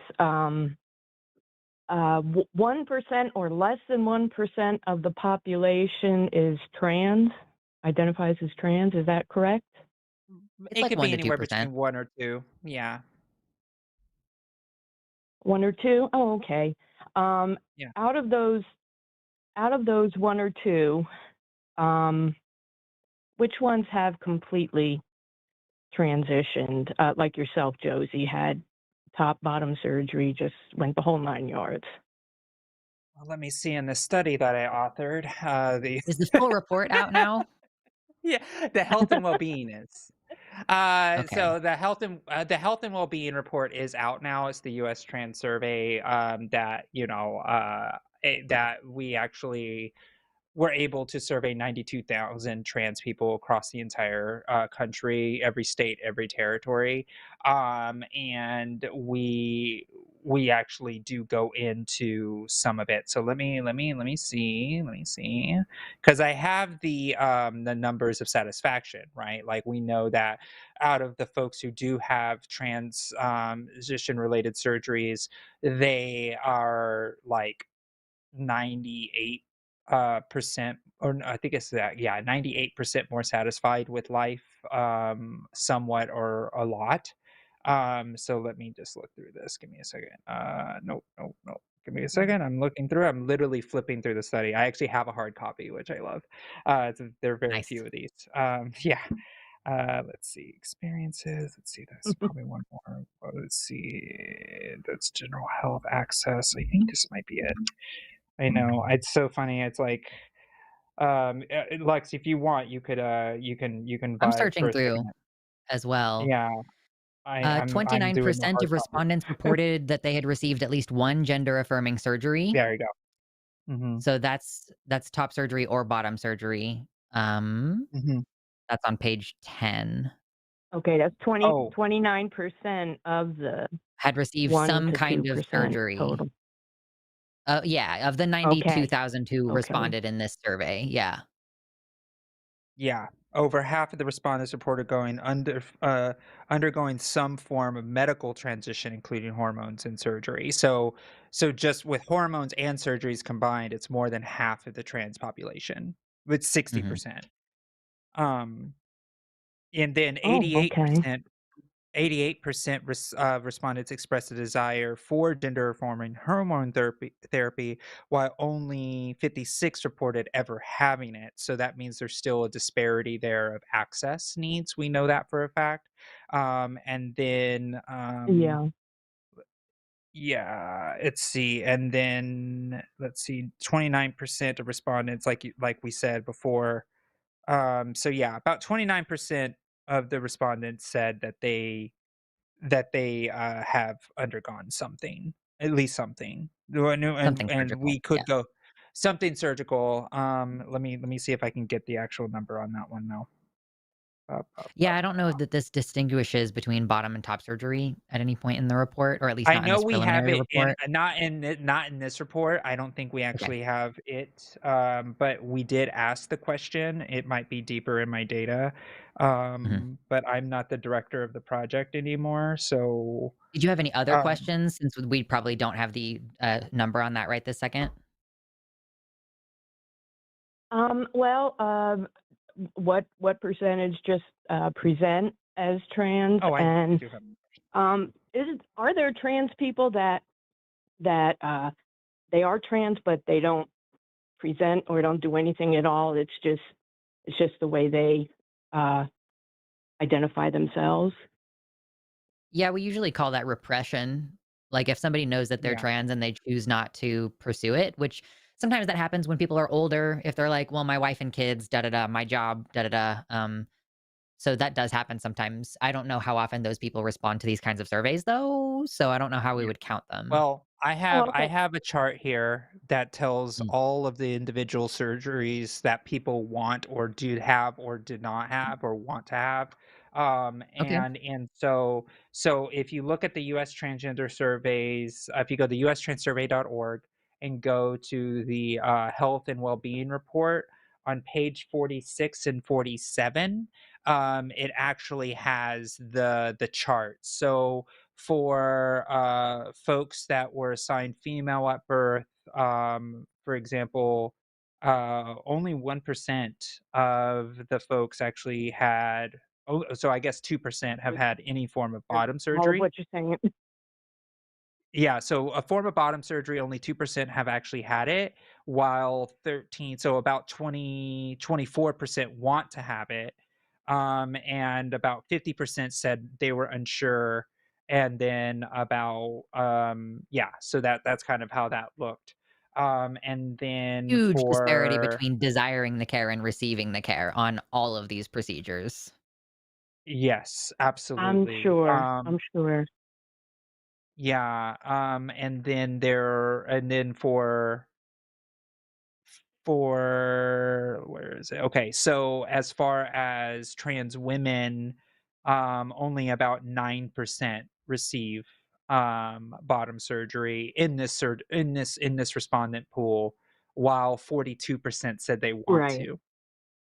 Right, and so yeah, but there's huge disparities in this, and then on the final chart that I have here, it's a direct chart of the folks that have it. So, when it comes to trans women, oh, here it is, desired care, and then non-binary folks, only 1% actually received that type of care, while 17% wanted it. And then, so yeah, there's a lot of information in this report that will let you have all the data that you could want on what our trans community at large looks like with the 92,000 respondents that were Is that surveyed. a link? This is also, Is that a link you yes. could put in it so I can click on that? I put it in the chat just Yeah. now. It's a transequality.org Oh, good. link, or you can Google US Trans Survey 2022 if you are unable to keep that link around and you need to Google it later on. Yes. But it's a big Okay. PDF So, Okay. of Great. Yeah. all the yeah. data, or some of the I've been data. having communications mostly on social media with some real bigots. Yeah. Just Yeah. call them what they are. And yeah. And if you didn't have And surgery, you're not trans. And come on, people. Do you it's have It's so I just $40,000 like is usually having my facts. yeah, reaction to that. it's very expensive. You also have to take a lot of time off work. And so there's that. And this is the largest data set that exists on trans people who reside in the United States. It's 92,000 people that are self-reported in this. And I'm actually an author on this report. So if you actually see in the front Oh, cover, wow. my name is right there. It's in there. Well, you can't see it on the screen, but there it is. So yeah, it's probably one of my crowning achievements in my life was being able to be on this report. and do this report. Oh, yeah. So Well, it was Lori, a I hope they get you prerequisite. I'm started. not Oh the only one wow. though. That Yeah. oh now I have to walk to the TV. Okay. I'll But get it, yeah, but it's I'm just sorry. US Trans Never Survey mind. Okay, 2022. You can find it on transequality.org. I just like learning things, and I like to be able to put people in their place when they think they know everything and they don't. I don't know. I'm petty like that sometimes, and I just really enjoy doing that, especially with Well, I bigots and appreciate you maggots. doing it. Sorry, Well, I but hope that that's we've given what you you. some ammo there. Well, thank you Yeah, so much, Lori. We're going to move on to our super chats and go ahead and wrap up the show, but we appreciate your call and feel free to give us another ring later on if you've got more questions and need more ammo. Okay, great. Thanks. And Josie, good luck on your run. Oh, thank you so much. I appreciate you. Hell All yeah. right. Thanks, Lori. Have a great rest of your Bye-bye. day. Okay, Bye. bye. Josie for Maryland. Let's go. Yes. Is that should be Let's your mug go. that would be very funny if that was your mug this year, if it Ooh, just said Josie for that's Maryland. I don't know if Jimmy that's will let you, but that's actually not bad though. I don't care what listen, Jimmy says. Jimmy can go fuck himself and so true, babes. Okay. We're doing super chats, $5 or more, and we will read your super chat. Don't forget to get in your hashtag Team Josie or hashtag Team Lux votes. The loser is going to have to defend the silly position that HRT is queer alchemy, I think is the one that's winning. Yeah, queer Yeah. alchemy HRT. Go ahead and start us off, Josie. Oh, yes. Let's start with $5 Canadian from Quantum Chaos because it starts with an apology. I will not call you the nachos. Josie, I want to apologize. I've been a jerk about you not taking bribes to overturn the pawn shop law when you win. So this one's for you. Hashtag Team Lux. All right, Quantum Nachos. That's enough out of you. All right. Like Oh, gosh. We got $5 from Joshua Everett. Thank you, who says, Marjorie Taylor Greene came to fame from yelling at teenagers for, quote, faking being victims of a mass shooting to make conservatives look bad. Her issues have deep roots. True. Yep. We need lots of accountability and apologies before we're going to accept her in the radical left. Yeah. But give her some time. Let her work through it, okay? Yeah. It's a start. It's a road that she has to walk, but if she starts walking it, maybe who knows? Who knows what can happen? Mm-hmm. Do we not have that many super chats? Can we go through these a little bit slower? No, we've got a little over a page. Sorry, I just Okay. got distracted. I'm trying to get that thing up that Jimmy texted us about in the producer chat at the Oh, same okay. time. Oh, Uh, is Jimmy talking That's shit? multitasking. no, he wants No, me to he's get just setting up a another Cus I stream Wanna for posted. tomorrow. Yeah, which by the way, that should Oh, be okay. live now. So if you guys want to go hit notification bell so you don't miss it. Who is it? Who is Ooh. it? Is it going to be Forrest and Jimmy? Forrest and Jimmy, yep. Forrest and Jimmy are doing a special episode of Cus I Wanna tomorrow afternoon to promote our LineCon this weekend. So make sure you tune in at probably 6 p.m. Central, usually is when that starts, for them They to should be take calls promoting tomorrow. Josie for Maryland. They should be promoting That's that, true. but I need to raise money, damn it. If you haven't donated, please do, because I swear to God, I'm gonna be It's a extra rough time of somber. year. Yeah. It's like It's you like and I'm your gonna be campaign, but also like we get a lot less money in December and January. So we're Yeah. trying to like get patrons in for Yeah. the winter to Oh. kind of like hold us Oh, over. it's okay. I will give Forrest and Jimmy shit all day, always. You can go in. I would think it would Because be I funny if love you went them. into the chat and you were just like hashtag Josie for Maryland and just like steal their Yeah. thunder from the chat. And just keep doing it over and over and Start stuffing the over. ballots. Yeah. Yeah, exactly. Come on, Team Josie. You know how to stuff those ballots. Thank you for a $50 donut. That's very, very generous from Beaker Squeakers. Thank you so much. Who says, I recently realized I'm non-binary, started social transition, and has been amazing. Friends and family have been so supportive. None of them were surprised. Thank you so much for setting me on my gender/self-discovery journey. Hashtag Team Lux. Hashtag your liner is fire. Thank you.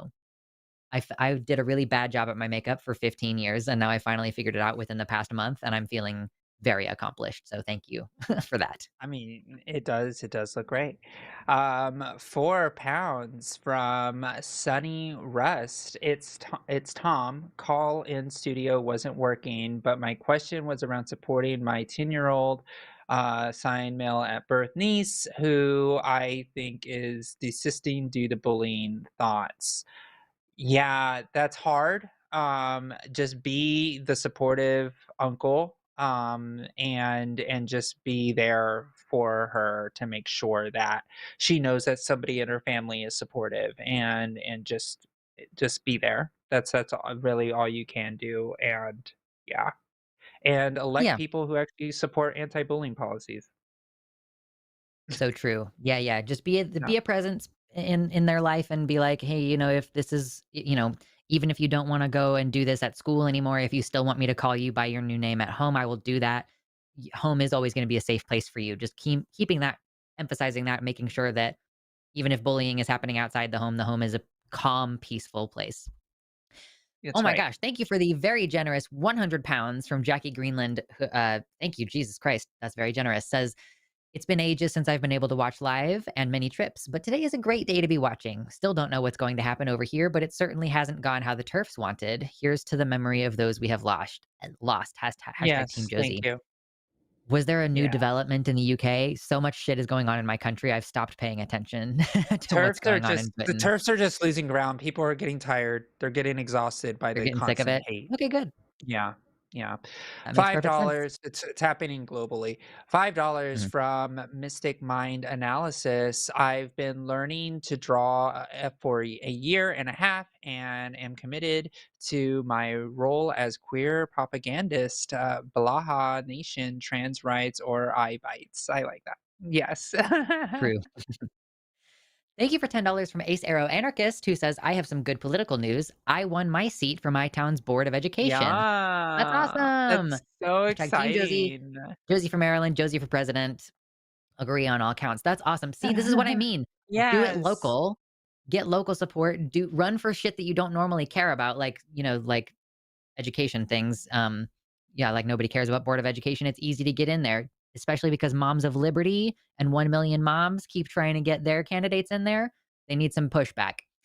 Thank you for $5 from Alice Eastwood, who says, 11-year anniversary of my LGBT journey, 10 years trans to myself, 5 years I told my brother, who was murdered a week later. Yikes. Oh, Earlier this year, I came no. out. I can see why that would put a stop to your coming out process. Holy cow. My Oh, condolences. And yeah, congratulations. That's a definitely. weird mixture of Yeah, things. yeah, yeah. But thank you for your super chat. Wow, so many generous people. $99 from Narcissa, almost 100, by off by a penny. No comment. Thank Thank you. you. Well, the penny's getting removed. This is the last penny is getting minted soon. That's it. True. Gonna round up from Yep. now on. Yep. $10 from YouTuber Grudge says, "I feel incredibly happy. It feels like my nervous system lights up when I'm called they, them. So honestly, I don't get it much, but it feels great when I'm respected. Hashtag Team NB, hashtag Team Lux, hashtag Mitternacht Kitty." True. I'm glad that you are getting that gender euphoria. Yeah. Come here, baby. $10 from Beakers Squeakers. Oh, that's a giant Smetanock. Yeah. To Daniel's call, literally just watched Lux and ContraPoint's transgender video on gatekeeping. I got so much imposter syndrome while my egg was cracking because I didn't want medical transition. Yes, absolutely. It was a good call.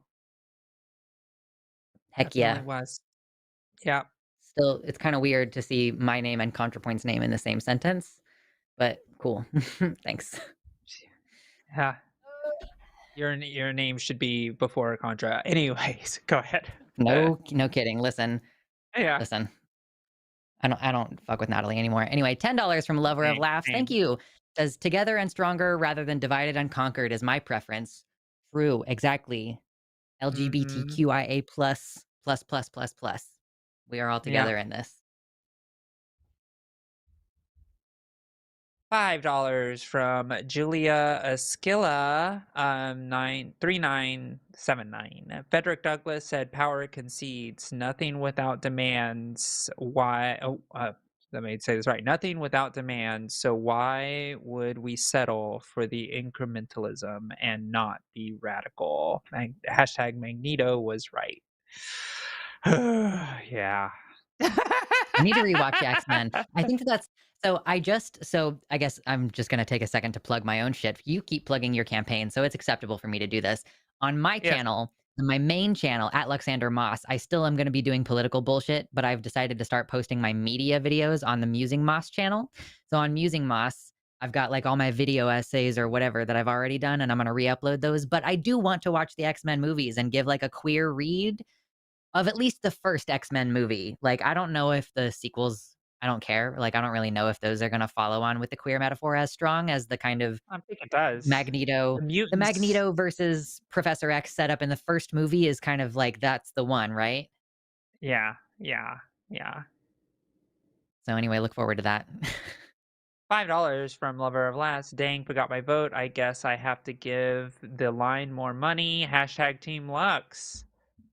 So sad. Look at you. You I had to. know. You had no choice but to give us more money. Had no choice.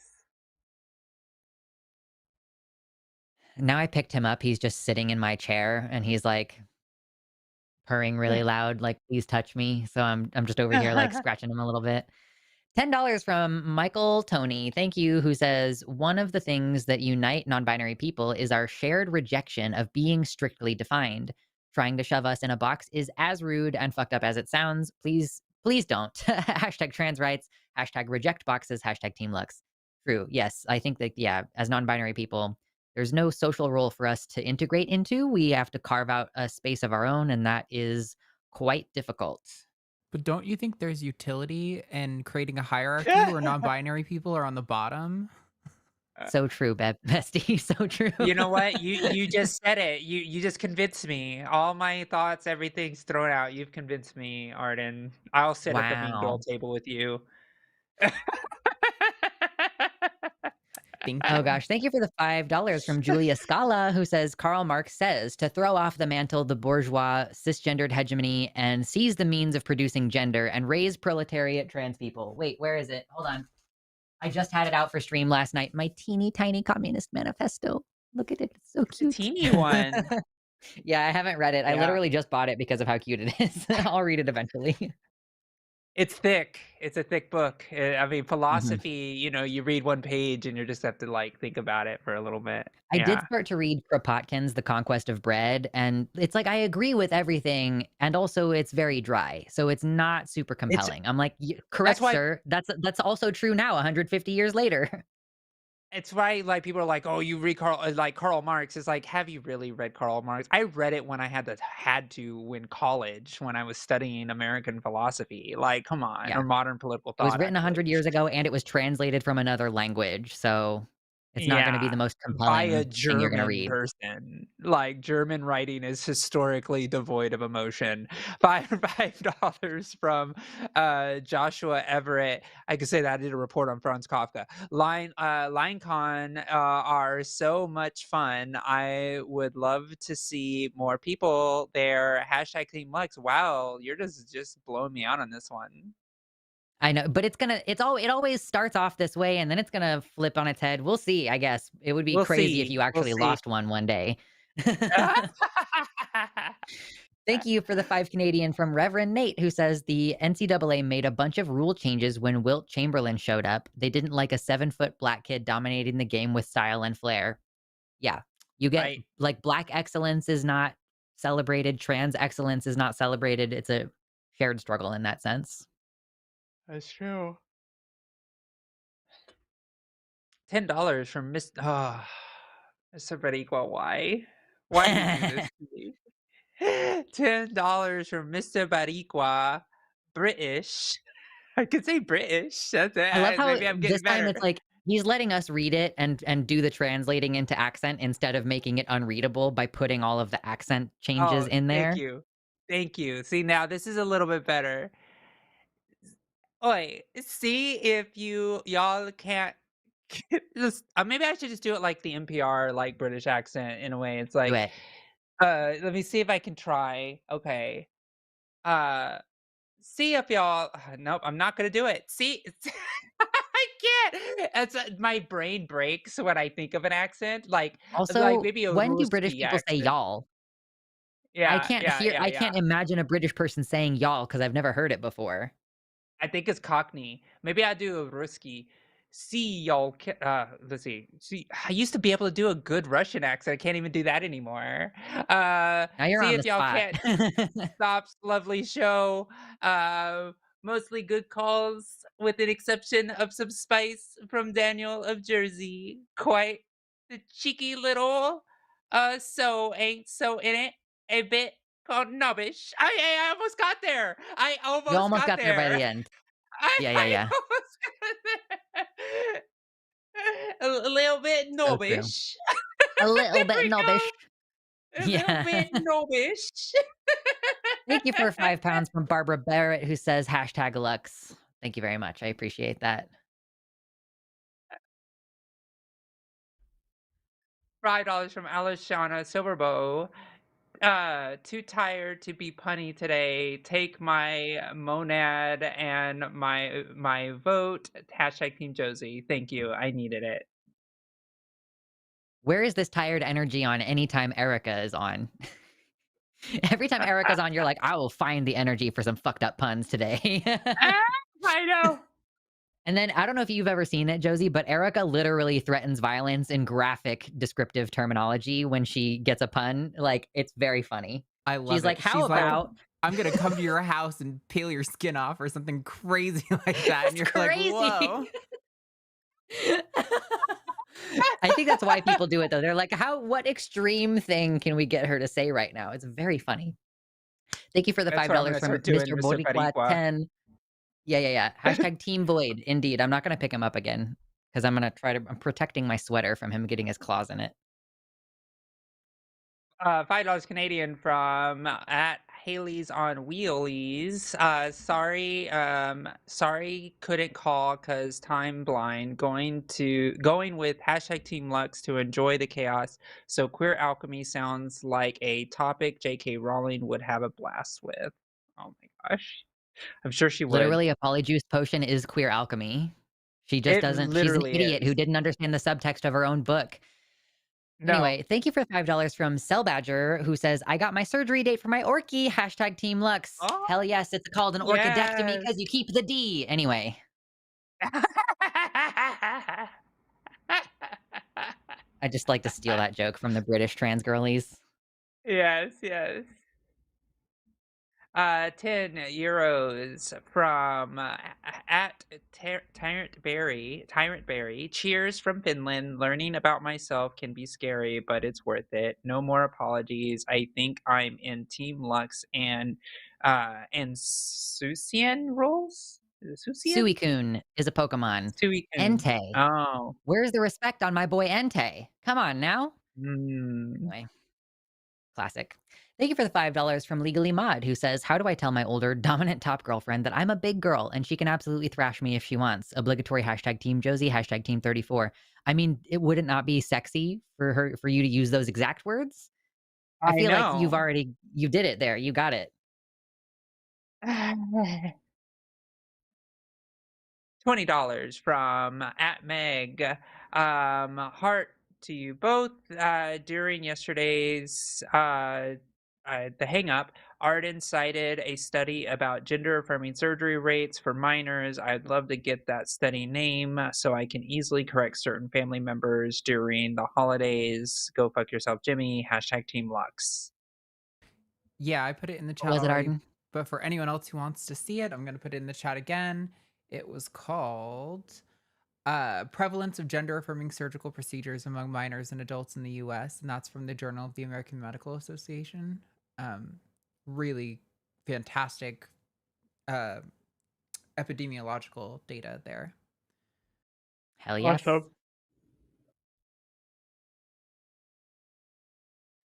Thank you for the £5 from the Fuzzy Logic, who says, disappointing but not unexpected news in the UK today. Wishing my trans comrades and friends safety, community, and joy. Again, I do not know what you're talking about. I don't know what happened in the UK. I was not have out the and about capacity. doing stuff. I haven't seen anyone say what it was too. If they did, I missed it. But that is the end of our super chats. Lux kicked Josie's ass. Wow. Yeah. So let me get this set up. Host right is the loser. And host left is the winner. All right, Josie, are you ready? Oh gosh, what am I doing? HRT You're is queer defending the alchemy. position. Okay. Okay, ready? Charging up the Yes. clock. 3, 2, 1, go. As literary person J.K. Rowling, she has shown that HRT is absolutely queer alchemy. In fact, in the one of the most read children's novels of all time, with Harry Potter, we can see that it is queer alchemy. Now, think about it this way: people have been thinking about how can they turn one hormone to another hormone so you can just be a part of that queer community. Well, I got an answer for you: polyjuice potions, or what we would say, hormone therapy. If you want a little bit of HRT with some estrogen, or you want a little HRT with some testosterone, or maybe you just want to do a nice little blending of the both. Who am I to judge? With this magical potion, you can change your body to the way that you want to see it done yourself. So where this gets confused is people say, "But Josie, isn't alchemy about turning metals to other metals?" No, that wasn't the intention. It was about turning humans to other humans. So that is the way that we should always look at HRT. And to look at it any other way is wrong, and it's gay. So because gayness is the way that you find true alchemy, to be able to find the love of your heart, which will be the body that you want to have, and that is through the magic of queer alchemy called HRT. Go to your local doctor to get a prescription today for your actual HRT queer alchemy. Your local basement alchemist. Yes, exactly. A little bit of Yeah, witchcraft doesn't hurt nobody. it's past October 3rd. Damn it. Darn, that's terrible. That was Sorry. convincing. It was Crazy. super convincing. I mean, Wonderful. J.K. Rowling endorses it, so I mean. No argument there. Well, cool. I guess I do it's a love the "as above, so below" reference in there, by the way, with some hermetic philosophy there. So I'm just saying that, you know, can't go it's a wrong with that. terrifying movie. I hated that movie. There was a movie? Called As Above, So Below. Yeah, it was about, like, some people doing, like, cave diving in the, catacombs underneath France, Oh. and then some guy Oh, gets okay. possessed, and then there's all kinds of freaky shit that happens. Anyway, I, like, watched Never that go movie and cave was not spelunking. expecting it to get so fucked up so fast. No, no, cave spelunking, I like hiking above the ground, never below. Always No, above. no. I'm not going into a No. cave, are you kidding me? No, girl, No! no, Only no. Democrats cave, okay? If it's a guided tour with, like, electrical lights installed periodically in the cave, I'll go to a cave, but otherwise, that shit's not fucking happening, that's crazy. No. No cave Anyway, spelunking. no, Anyways. we're not doing it. Arden, were you trying to say something? I mean, if you want, I found the trans news from the UK, but also if we just What want to is end on it? good vibes, I can shut up. Oh. Oh. We still technically Ooh. have to fill, like, 3 minutes before Yeah, the next show technically starts, so basically the EHRC finally gave guidance on how to regulate bathroom uses, and basically what they said is that people can and should be stopped by basically their physical appearance and behavior and questioned, and that they can cool. take like proportionate measures to determine their sex. But like the article I found points out that there's no single document in the UK that could reliably tell you what the person's sex was at birth. Um, and 'Cause they so, had GRCs for such a long time, so you could right, change it on all of your documentation, so there could be no documentation existing that identifies you as trans, so how the fuck anyway, yeah, that's crazy. It's the opening up the can of worms of how can you tell who's gonna enforce this, like, what's the bar of it's the based entry, on looks thing that sucks. Because I mean, this is, like the person who in Boston just won that case against the hotel or whatever for uh getting pulled out of the bathroom because the cop thought they looked like a man or whatever. They got like a settlement on that here in the US. But I mean, this is basically saying that, no, that's what should have been done, that somebody should have stopped and questioned them over their appearance. We're going into that space. So They're going to get a Sending lot of in male lawsuits cops of cis to people. accost cis women in bathrooms. Yep, yep. They're going to get a lot of lawsuits. It's going to stop real quick because there's just too many cis women are going to be harassed. And It's gonna be. I'm just going to go ahead and say it. It's going to be ugly fucking turfs for the most part. Oh Sorry. yeah. Oh Y'all yeah. look Of like course. men. You do not pass the vibe check. Sorry. Yeah. Yeah. Exactly. Exactly. I'm All out here right, mean friend. girling. all right, No, we ready, it's fun team? sometimes. I Only think for we should. JKs. Patreon.com/call-to-line is where you can support us and get LineCon tickets and get on the list of people on the thing on the end credit screen. Yeah, you want to be the cool people. You do. You want to know what's happening. You want to check your subscription settings for the notifications to make sure that you know when we're going live. You're going to show up for Cus I Wanna tomorrow. And if you have $15 to spare, you're going to show up at LineCon on Saturday. Am I right? Am I right? All right. Love you guys. We'll see you later.